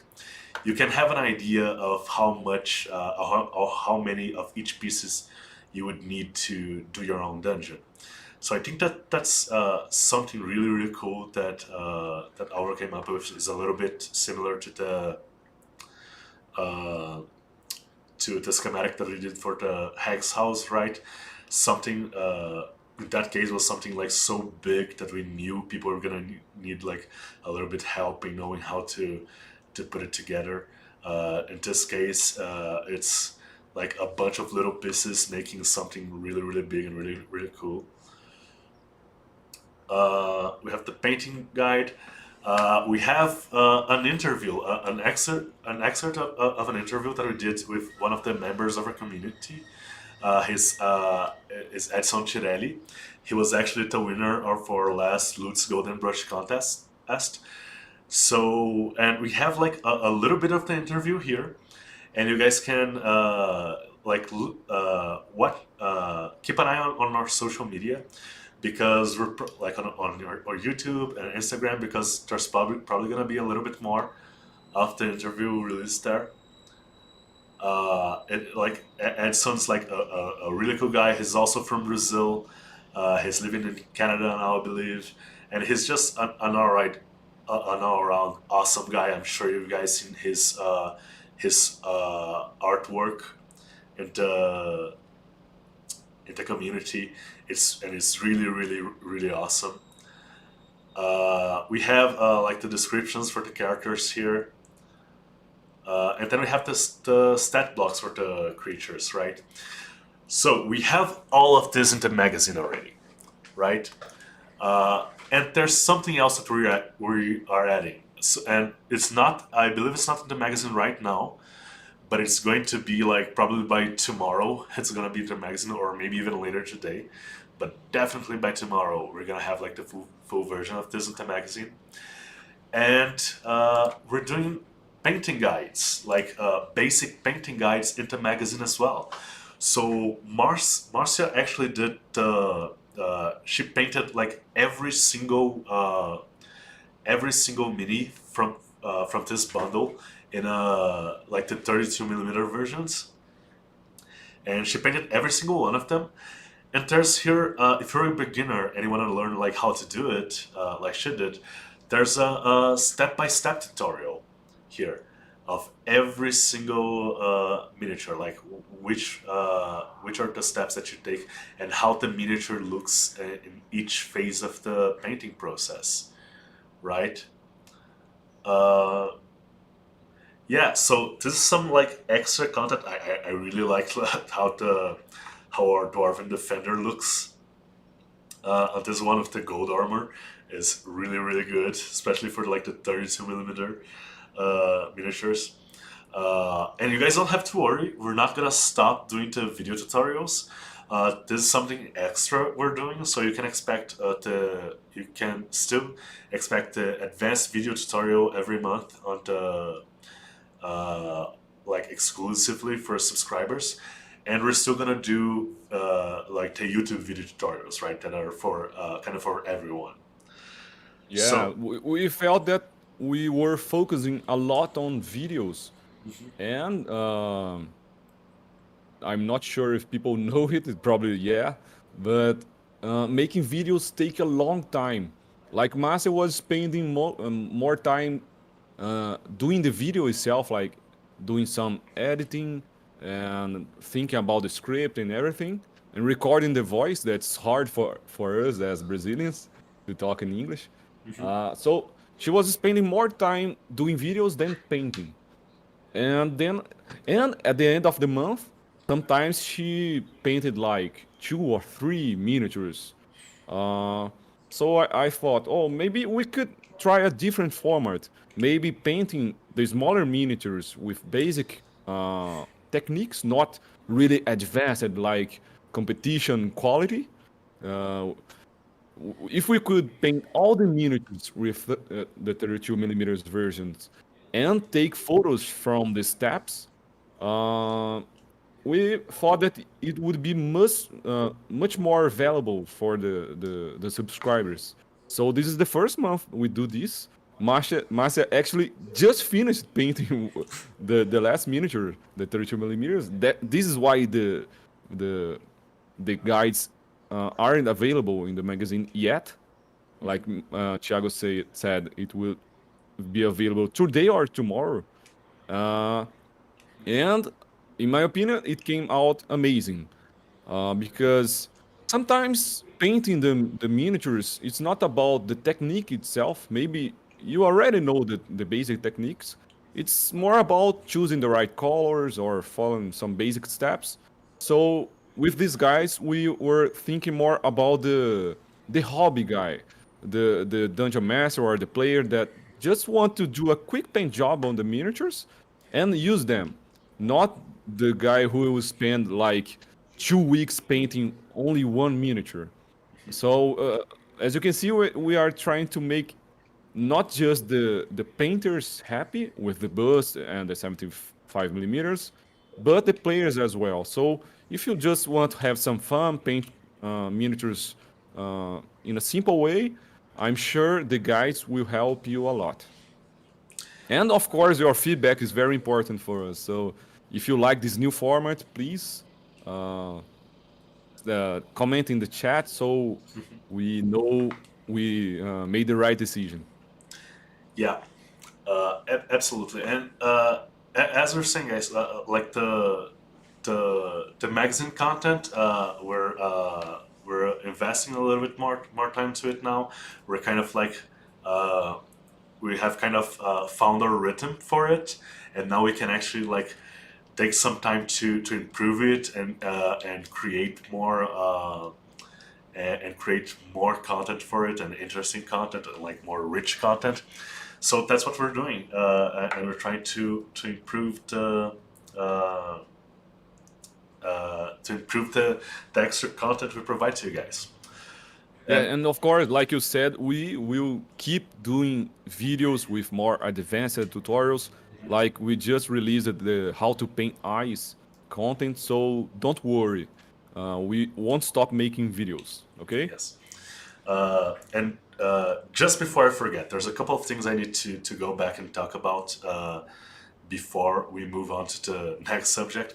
It was just because with the Crazy Beggar and with the objects, I forgot to credit the artists. So the Crazy Beggar was sculpted by Douglas Martins, and our objects for the Stinky Ancient Ruins, like the rain pieces and a couple of extra things that we did, all of that was sculpted by Wender Ferreira.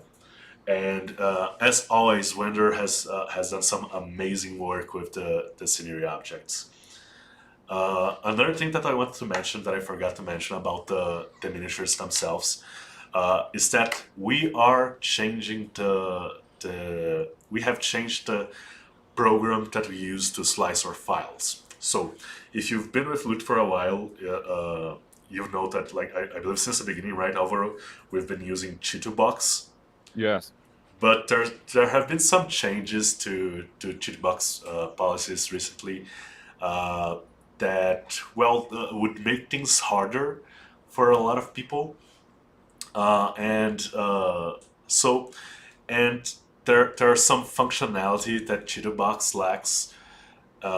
And so we are moving on to Lychee. And Lychee is actually going to allow us to be a little bit more, to be a little bit faster to respond to when there's an issue with a file or when we need to change something in a file for some reason. Lychee Yeah. allows us to be a little bit faster, right? Yeah, let me just explain really quickly the main decision that we Yeah. changed it to light is because of a limitation that Chitubox has. Because let's say let's take Alberos Ribeiros as an example, like the that wizard that we did a few months ago. So the miniature has an owl on his staff, right? And we decided, oh, let's make a version without the owl. But with Chitubox, we can't change the model and keep the supports. So we had to place the supports by hand, like it takes hours. We placed the supports with the all version of Alberos in 2 scales. Then we have to change the file, like go to ZBrush, like I'm doing right now, remove the all, and then place supports all over again. And also, sometimes after hours of placing supports, we notice like, oh, this detail, like this were hat teeth, the teeth is are very thin, like they won't come great after printing. And when we notice an issue like this, we have to fix it with the 3D sculpting and place supports all over again. And it takes a long time, guys, to do this rework. But with Flight, we are able to, like, if we are placing supports and in the middle of the process we notice something that we can improve, we can fix the model, update it with Flight, and keep the same supports. So for our support team, it has been a great experience. And you can expect more variations, like the wizard with and without an owl, maybe a character with helmet and without helmet. For us, it's much easier now. yeah, like the change to Light really like opens up a bunch of possibilities. It makes the job of our 3D supporting like easier and faster and more efficient, right? Because we have to print everything that we do to test it out before we send it to you guys. So to make sure that it prints okay, right? Yeah. So if we have to change all of the supports every time we do a change to a mini, it's really hard to do variations like Alvaro was saying. So Light is going to allow us to do that. If you are, However, yeah, for those who still prefer to use Cheeto Box, don't worry. You still Loot will keep sending the STL files. That is a really versatile format, and you can use any slicer you want. The only situation where things will change is if you like want to edit our supports, change their positions. I'm not sure if there is a reason to do this, but if you want to edit our supports, it will be available only in Lychee right now. yeah, Actually, I'm not sure if someone in the chat could help me. I already heard the lychee and lychee pronunciation of the word. I'm not sure how to yeah. say I it. think I think it's lychee. It's lychee. Oh, I okay. think it is. I'm not sure. It's some fruit, right? Uh, Yeah, yeah, the fruit slicer. yes, because the pronunciation in Portuguese is completely different, guys. So yeah, I was just about to say it as well. We're trying to like do the best for the community as a whole, and a lot of people. I think a lot of people that I've seen mention it when they do changes to our supports, they use Lychee anyway, or they try to like import the file into Lychee to do it, because people prefer to use Lychee. So I think that's a positive change in a bunch of different ways. People are asking us to say lychee in Portuguese. The name of the fruit, I believe, is lixia. Yeah. It's completely different. So sometimes we don't have a good point of reference, especially if we only see it written, right? Because lychees are not like fruits that people are eating very often in movies, right? So we don't have a good point of reference. Okay, so I think that's it on that for now. I think we said everything we want to say on the bundle and on the extra content. There's a couple more things that I want to go through, and then we can do some.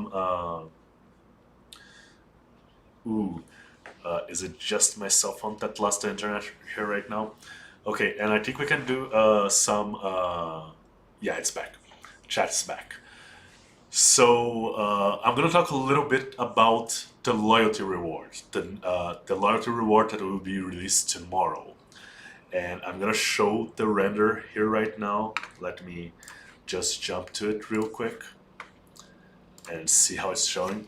So Boon and Slig, right? This is the loyalty reward that is being released tomorrow. And the reason we wanted to talk about it a little bit, first up, we want to actually look at how the miniatures turned out, right? And let me just look at it for a second here.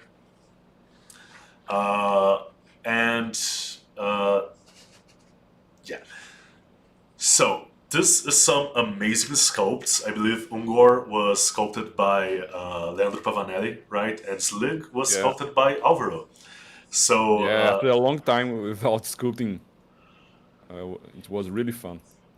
yeah, and these are some amazing minis. And I wanted to take this opportunity to talk a little bit about or the changes we've made to the loyalty reward system. Basically, this is what's going to happen, right? The we have four different loyalty rewards, right? We have Brom and Buffo, the merchant, and his pack beast for 3 months. We have Uxog, the Cyclops, the blind Cyclops, for 6 months. We have the Ozonit, I believe that's how we pronounce it, the Blood Demon, for 9 months. and we have Lutimus, the Lord of the Dead, for 12 months, right? These are the rewards that we have. We could have continued with the every 3 months a new reward thing in that fashion, right? And do a 15-month, and then an 18-month, and then a 21 and 24-month reward. But here's the issue: as we move forward, it would become like progressively more difficult to for newer subscribers to get the new rewards. So here's what we decided to do. If you've been with Loot since the beginning, and with August you completed like your 15 months, tomorrow you're going to get Ungorbun and Slig, right? So you already have you already have Braum and Buffo. You already have like all the loyalty rewards up to Lutimus, and you're gonna get these ones, right? And if you joined Loot on June with, I believe it was of Brains and Tentacles in June, right? So if you joined Loot in June and you've been with us so far, you're also gonna get this reward. Well, how does that work? Are you not gonna get the 3-month loyalty reward, Braum and Buffo? Yes, you're gonna get it. So here's how it's working. The first cycle of loyalty rewards was Slick is blinking to you guys. The first round of loyalty rewards was from June 2020 to May 2021, right? 12 months. This is the second round that we're starting. So from it's gonna start in June 2021 and it's gonna end in May 2022. And as long as you have like the consecutive months on the new cycle, so for this new cycle to be June, July, and August, you're gonna get both 3 months loyalty rewards. So both Ungorbun and Braum and Buffa. So those who have been with us for a long time are not gonna lose nothing. Are not gonna lose anything. It's just gonna be a lot easier for newer subscribers to get the loyalty rewards. Does that make sense for everyone? We have a couple of posts on our social media, like on our Facebook community and on Discord, that explain this in like more details, explain a little better, like the background of the decision and everything. But basically, everyone's eventually gonna get this. Okay, I think that's the main point. Ooh, could I get some help from people to adjust the focus on the camera here, just because I actually want to show the miniature now. Let me adjust things here a little bit before I make the transition.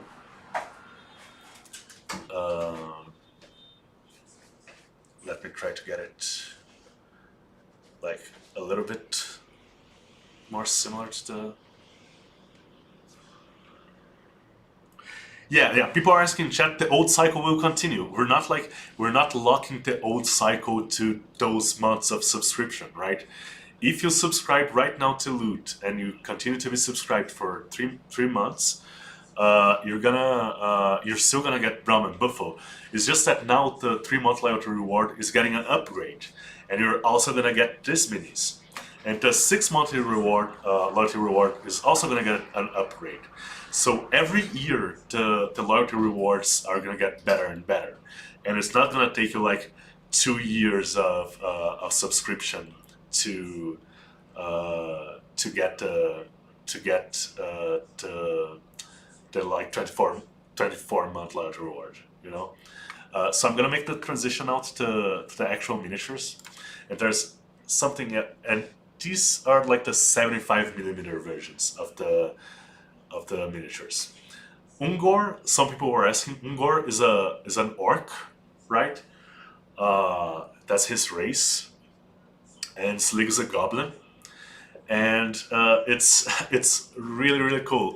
Ungor is like the commander of an army of and like he lost his I don't remember how he lost his left hand actually. The background on that. Do you know, Alvaro? I have no idea. Yeah, like he's been through some through a lot of battles, right? A lot of really really grueling battles. And Slig is kind of like his minion, his aide de camp, right? He's the guy that carries the cannonballs that go into his left hand cannon here. Yeah, and Ungor is like really, really cool to use as a commander for your orc army or your orc horde, right? Yeah, and yeah, people are really complimenting you guys here, Leandro, Alvaro, on the sculpts, and they're also really saying the paint job looks amazing, Marcia. Just so you guys are aware that people really appreciate you guys in chat. In Oh, chat. thank you. Uh, okay, so are like this turned out amazing, right? Uh, the cape, the details on it, like the tether cape, the armor that he's wearing, Slig as well. Uh, a couple of people mentioned like Slig is one of those guys that has like a kind of he's probably like a really really mean goblin, but he's kind of like pathetic looking, right? He's probably been bossed around by Ungor a lot. Uh, yeah, so this is the loyalty reward that's gonna be released tomorrow. Yeah, There's just to give the yeah. guys a little background, Mhm. is like Slig is the, I would say the right arm is an expression, right? It's the left arm actually, uh, of the orc. So you can see his left arm is like a cannon with a Yes. big blade. Uh, we actually had an issue because uh, he uses a two-handed axe, but he has only one hand. So we had to change a little the design of the blade on the cannon, so he could like fit the axe there. Hmm. And his leg, as you can see, is carrying some cannonballs on his back, and they are really heavy because this is why his hands are down, because he's like I'm not sure how to say, but putting the recharging maybe the cannon. Uh, so you can see a cannonball on his hand. There is like this cleaner, cannon cleaner on the back as well. On his left uh, leg, there is like this tool to recharge the cannon as well. So yeah, they are like a team. So Sleek help him to use the cannon, and I'm not sure if Tiago already showed it, but there is the stat block for them, and they're really cool, a really cool character to have in your campaign. Ooh, I actually think I don't have the stat block for Ungor here, but it's gonna be available tomorrow when it comes out. Yeah, yeah. So there's one more thing that we want to talk about when talking about this loyalty reward in particular, and probably the some of the loyalty rewards going forward. And this is that thing is the statue size. So uh, currently, and when it's released tomorrow, Ungor is not it's gonna have like the 32 millimeter scale version, the 75 millimeter version as always, but he's not gonna have his statue size right away, right? And there's a couple of reasons for that. And the main reason is we realize that we do a lot of our stuff for we plan like all of our bundles so they can be printed in like really so that any miniature can be printed in small print beds, right?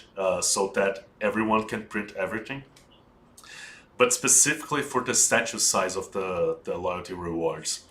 Uh, there's a lot of things that we have to do to make them fit on that small of a print bed.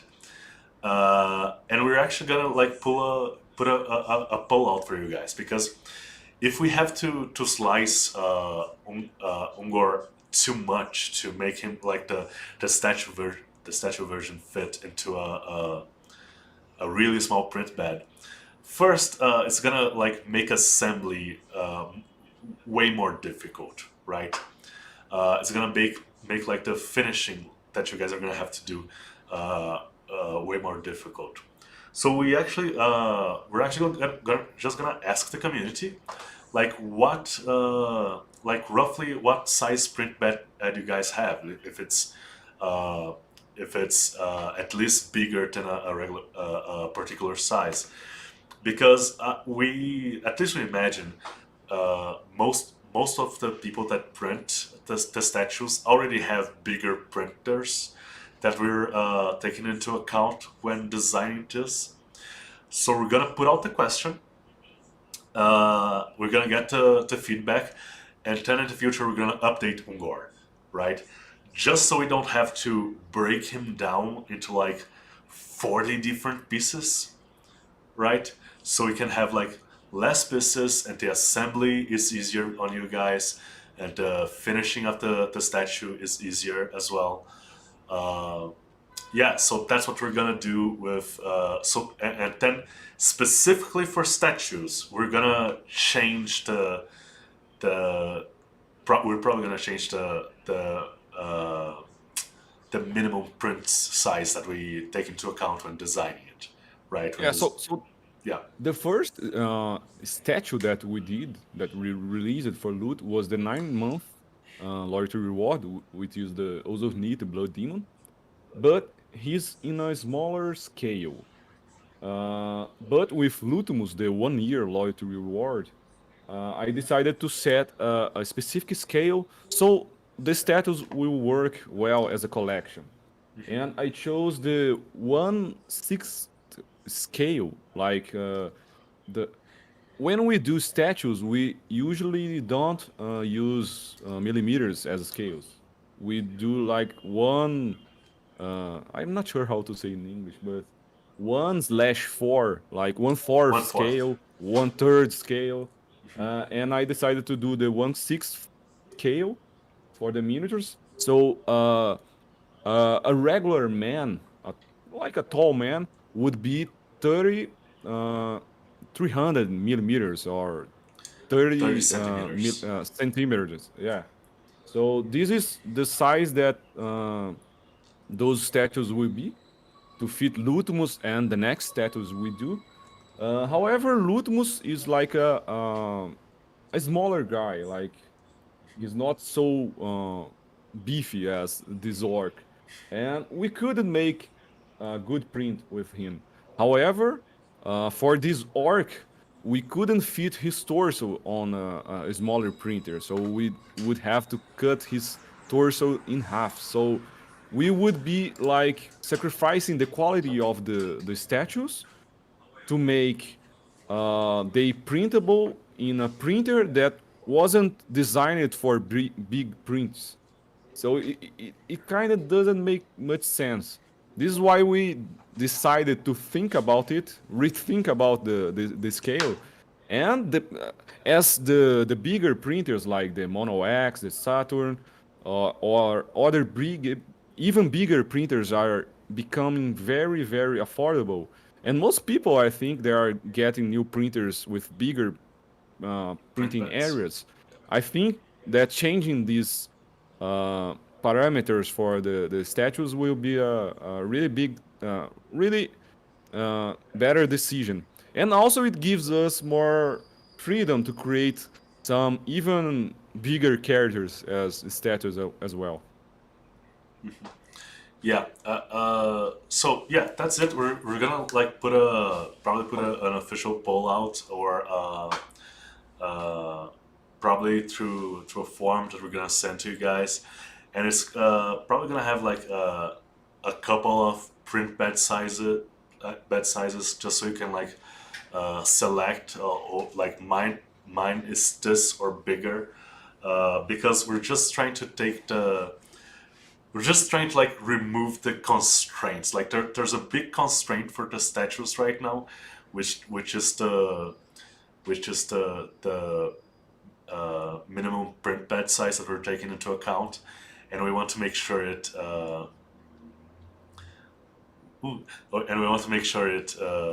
we give everyone a better experience, right? For people who are actually interested in printing the statues. Oh, yeah. Just a second. Mohammed is asking about a base that fit both of them, and this is exactly what we are going to do. Let me just show you really quickly here. The statue version will come with a different base like this, and as you can see, both characters will fit on this base. If we're going to make it available for smaller printers, just the base itself would be like 10 pieces. So it would be a nightmare to print. Yeah. So yeah, I guess this is it for this subject. Let's see if there's any particular questions about this. Let's see. Any other interesting questions? No, I think we covered like everything that people are asking. Maybe we can do like a Q&A at the end. And okay, so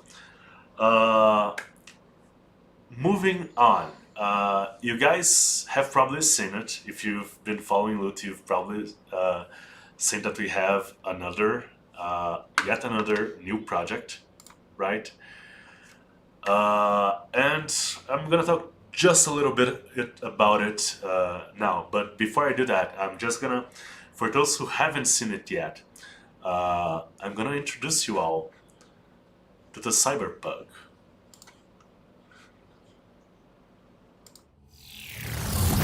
Oh yeah! I was counting down the days to be here. Now I'm finally free! Literally.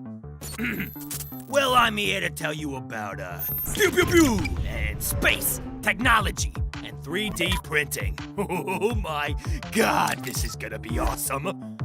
Here's the thing, Loot Studios, right? They just can't stop. I mean, seriously, they called me here because something big is going on. No, that's wrong. Not just big, all right? Galactic. Because they are adding a second subscription, and it's gonna be sci-fantastic. So, why don't you subscribe to the launch event right now and download my miniature for free? Free! Yeah, that's right. No gold pieces, Johnny. No credits, Bobby. No crypto coins, boo-boo. Just pew pew pew and boom! I mean, seriously? Come on, isn't that amazing? So, just print my mini to start the countdown for their sci-fi launch. Oh, yeah, right. The painting class. There will be a tutorial, so you can learn how to paint me, the Cyberpug. Little cutesy, lick you on the nose, give me a treat, and I'll shoot you in the chest, Cyberpug. That's it, fellas. I'm so freaking pumped.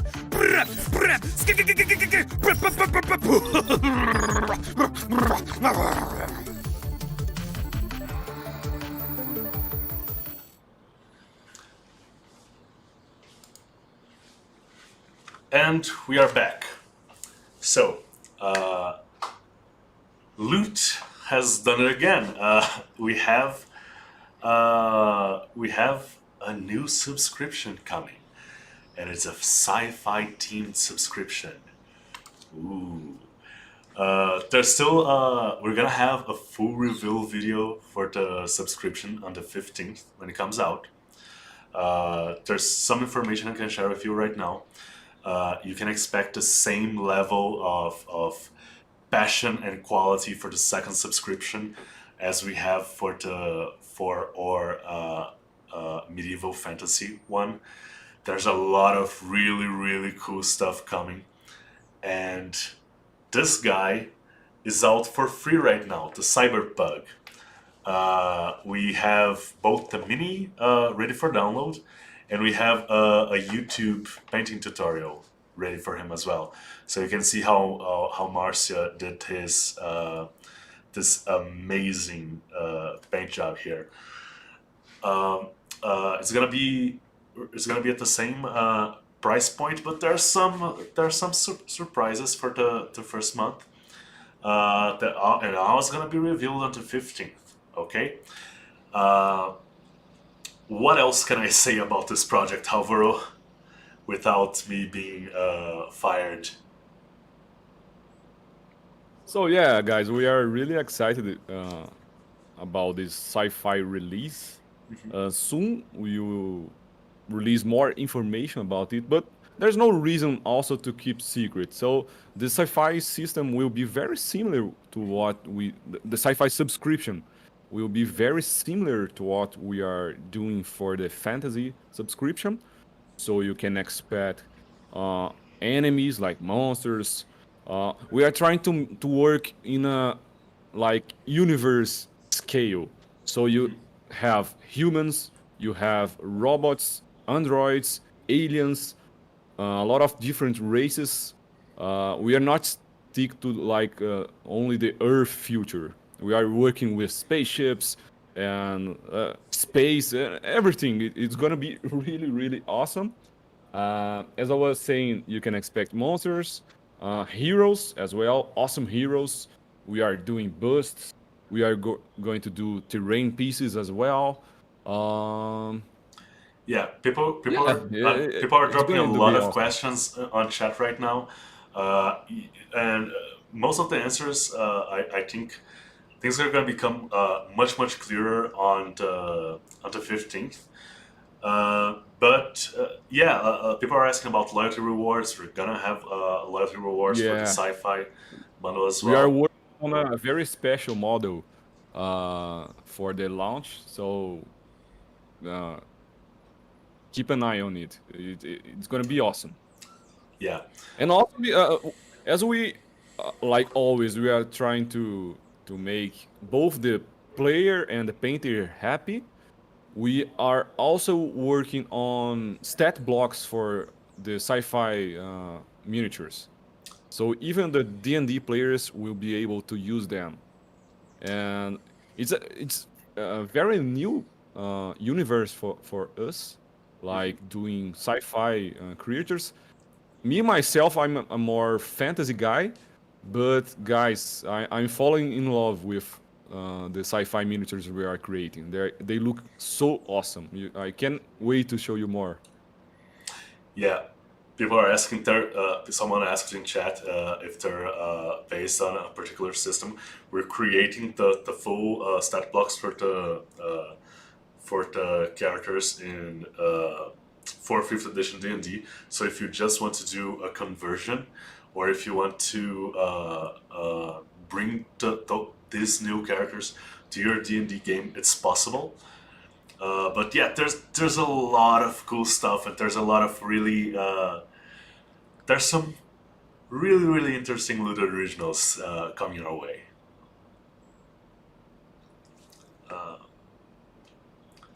Yeah, but this the Cyberpug, and he's available for download right now. I'm sure someone from Loot can drop the link in chat right now, or it's gonna be in the description for this video later. If you're not subscribed yet to the launch week, subscribe so you can get a warning when we release new content on Loot Sci-Fi, and so you know what's coming. Yeah. Oh, just an important point. Just to make clear, guys, it's different from the Journey to Valhalla system. This is not a Yeah, this is like not a one-time purchase product. it's a This is subscription. this is a fully new subscription. We're gonna have like Yeah. several bundles going forward for that There are separate yeah. subscription. Yeah, there is going to be a welcome pack as well, very similar to what we did with the fantasy subscription. Don't worry if you are only into fantasy miniatures. Don't worry, the quality of the miniatures aren't going down. Actually, we are always improving. Like we have been working with the Vikings from Journey to Valhalla for months now, and you can't see any drop of quality in the sci-fi subscription, in the fantasy subscription. So you can expect even better fantasy miniatures and the same quality that we do our fantasy miniatures. We are going to apply the same quality with the sci-fi subscription. The details are going to be awesome. There are going to be two scales as well, like the 32 millimeters, the 75 millimeters. Really interesting characters. Obviously, the fantasy subscription is very based on the D&D universe. Sometimes we create new characters. We try to make our vision of the characters with a unique design.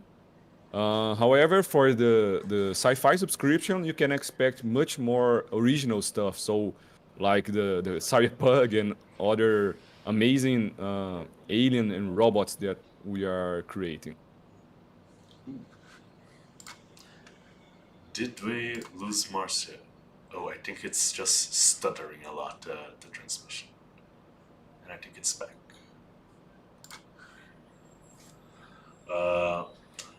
Yeah, so I guess that's it for the information of the sci-fi subscription for now. Dedicated to subscription. Yes, the people are asking. There's the team that we hired for Journey to Valhalla to do that project has since finishing that has been working on the sci-fi subscription. So it's a fully new team. We're not gonna or artists are not game industry, like video game industry artists. We're not working them to death. You guys don't need to worry about that. Yeah. So we have a full team working on that new subscription.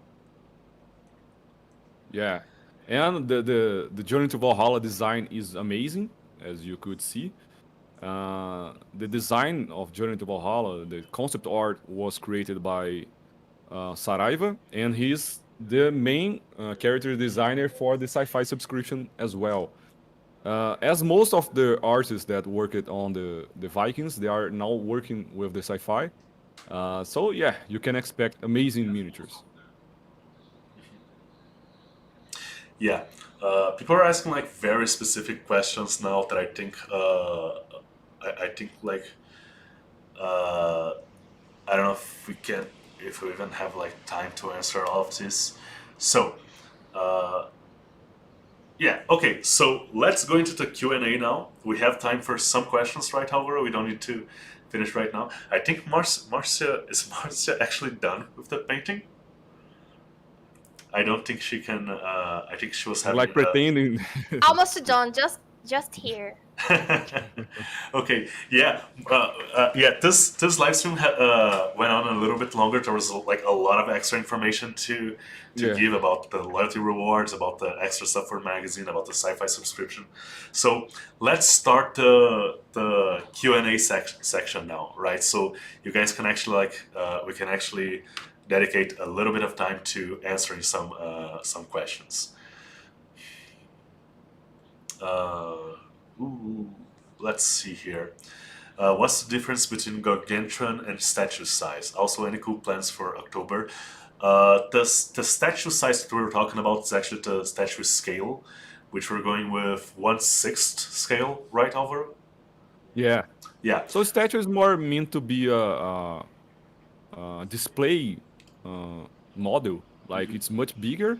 The gargantuan miniatures are a scale that D&D uses, right? So Yeah. the base of a gargantuan character, like an ancient dragon, is I think it's 10 centimeters wide. Yeah. It's like 4x4, and each square is like an inch or something. So that comes to around 10 by 10 centimeters, something like that. That's a gargantuan creature in D&D.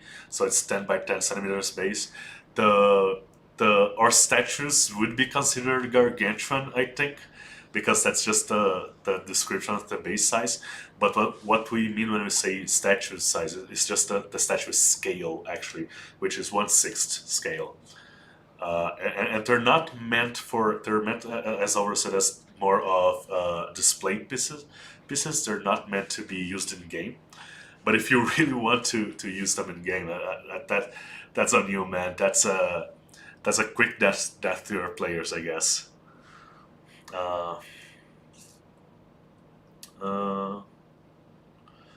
Let's look at let's look at some other questions here. People are asking about the community hero. So I think it was like a month and a half ago, something like that. Now we did the community hero contest. One of the heroes was, we selected a couple of the entries, right? We selected, I think it was 5 of the best, most interesting entries. We put it to a vote in the community. The hero was selected, and we have actually already put out some concept art for that hero, and he is going to come out in October. He's going to be part of the October bundle. It's a mammoth folk necromancer. People are asking, how big is Loot Studios now? I think Loot Studios is like exponentially bigger than it was at the same time last year, right? 1 year ago, how big was Loot Studios and how big is it now, Alvaro?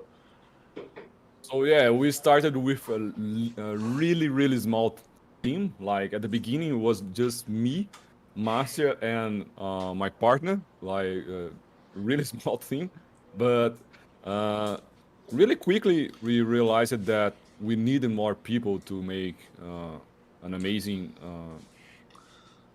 subscription. And I started getting more artists to work with me. Then we realized that we needed more, a bigger team to make better videos, to deal with the boring stuff, like the company stuff, money, payments. So the team got bigger.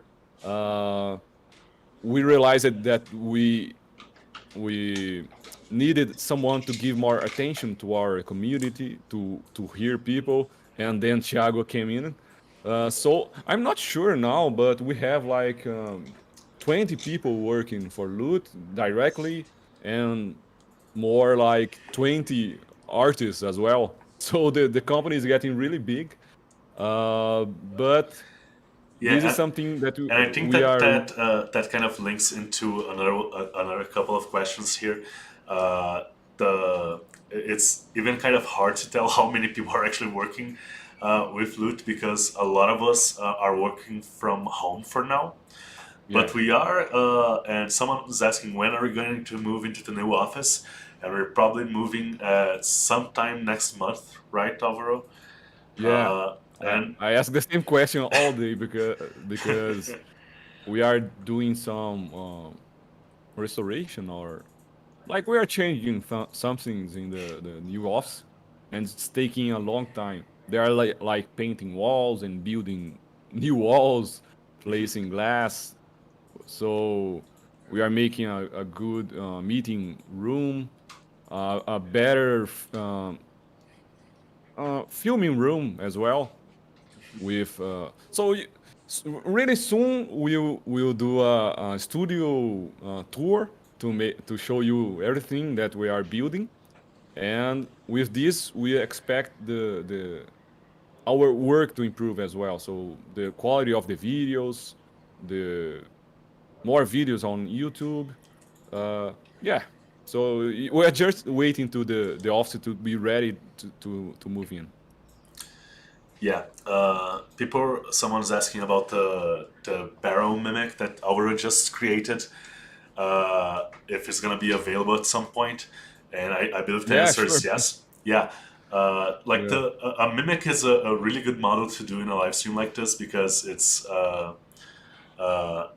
easy to fit him into something like the welcome pack, right, and do an update later. And it's not like overly complicated to do. It's not something that's gonna take Alvaro a long time to finish up afterwards, right? Yeah, we are going to place the supports, make the printing test, and make it available for the welcome pack. Yeah, let's see here. What else? Better than sculpting cheese, like like in the first live that I started sculpting. Uh, let's see here. Uh, yeah, what's this difference between? Okay. Uh, yeah, people are asking for like specific minis.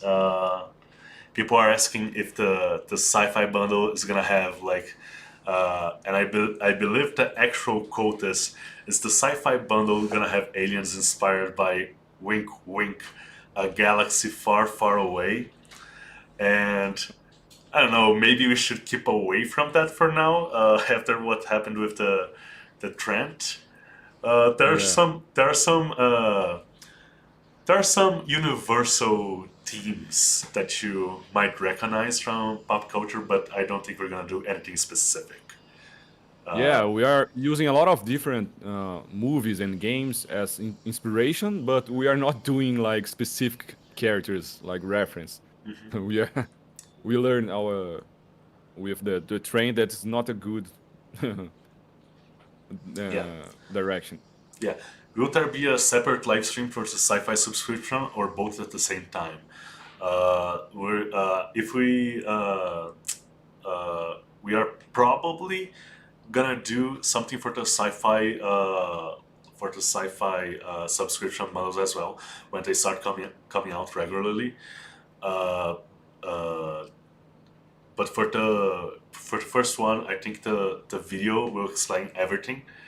We're gonna go really into depth into like we did with the reveals for the Vikings.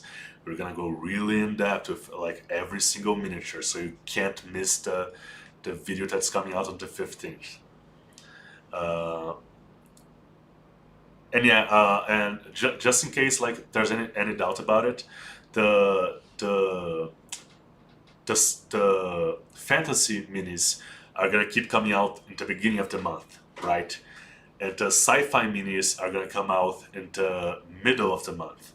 And so the cycles are gonna be like there's gonna be like a 2 week stagger between the releases of each of like the fantasy and sci-fi bundle.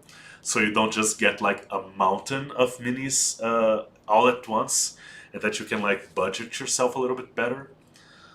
So that's how we're doing it. Oh, someone's asking Márcia, which green tones did you use in the slime? Like the which tones and brand?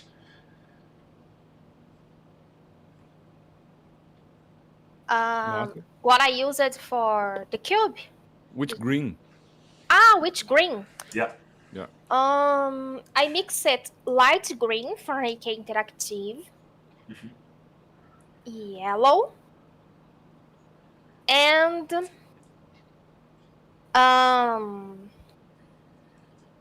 tried to use this fluorescent green, but I couldn't. I don't know.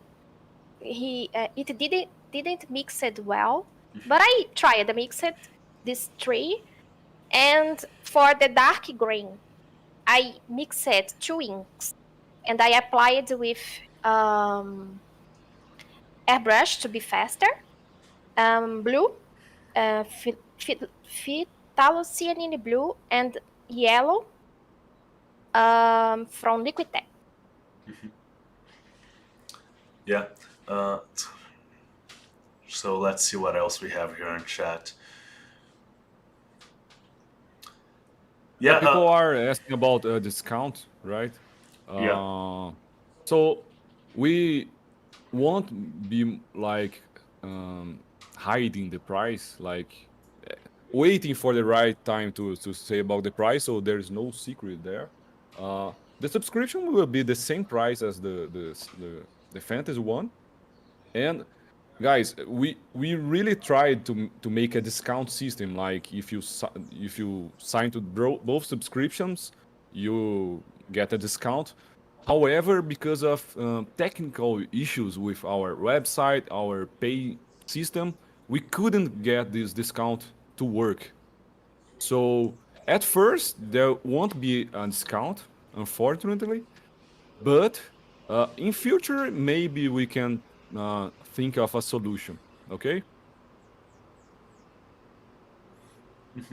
Yeah, unfortunately, we have some platform limitations, and I mentioned a couple of times, like we've mentioned in a couple of live streams before. Those you guys ask for a lot of stuff, a lot of stuff like for us to sell individual minis on our platform, or for us to sell like do promotions and stuff like that. But it's technically really hard for us to do right now because of platform limitations. But we are working on changing that. Like there's no set date for when we're gonna be able to offer some different stuff. But you know, we're working on it, and we're looking into the kind of stuff that we can do in that regard. Let's see. Yeah, let's take like a couple more questions, right? I think Márcia is done with her painting. Alvaro is done with the sculpting. We went we went a little long today. Uh, yeah. So let's see here. Okay. Uh, People are asking about my mini factory, and if we are updating it, and why not continue to update that for individual minis. So here's the issue that we run across. I think, and I think Alvaro can speak with much more propriety in this matter than I can. But I think it's for the same reason that we are not on like Patreon, and that we didn't do like the Journey to Valhalla launch on Kickstarter, when that's like that's kind of the industry norm, right? Even with the limitations that we have on our platform, it tends to be less limiting and less restraining than like something like Patreon or Kickstarter. We can do things our way more easily, and we're always trying to improve it, right? But when you're working on someone else's platform that you don't have as much control, there's only so much that you can improve before you can't do anything anymore. You can't make anything better anymore. So Yeah. I guess that would be the answer.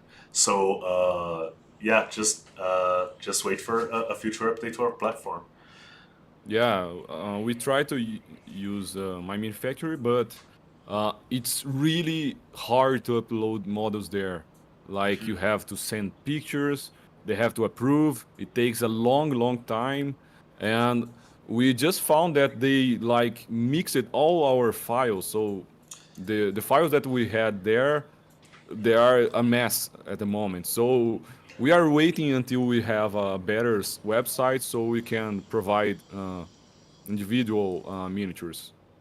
Right now, my manufacturer isn't a good option for us. Yeah, unfortunately.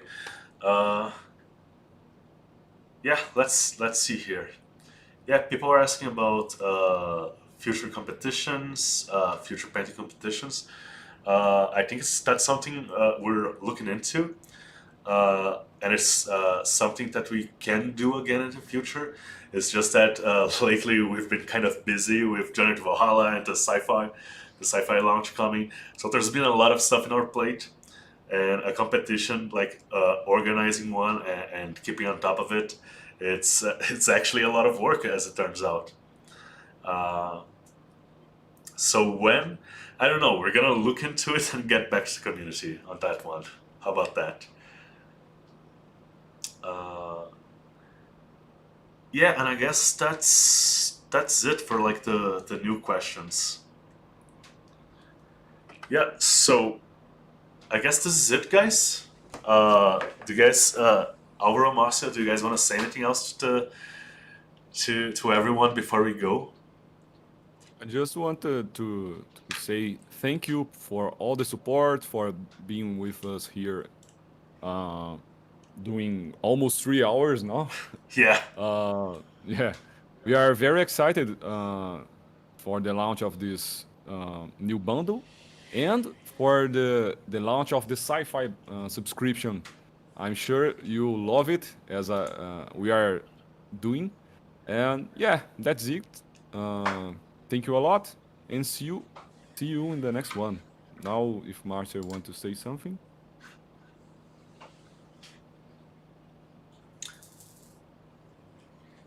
Márcia? Are you there? She may I not. think She may she's not be hearing muted. us. Oh, sorry. Guys, I would like to say that something very terrible happened. I Yeah. used this still water to get a wet effect here, but I always paint waiting properly for it to dry, and I did it faster, so it made some crackles. I don't know how to say. Oh yeah. So just an advice, wait for it to dry. And thank you very much for staying here with us, and see you in the next one. Thank you. Bye bye.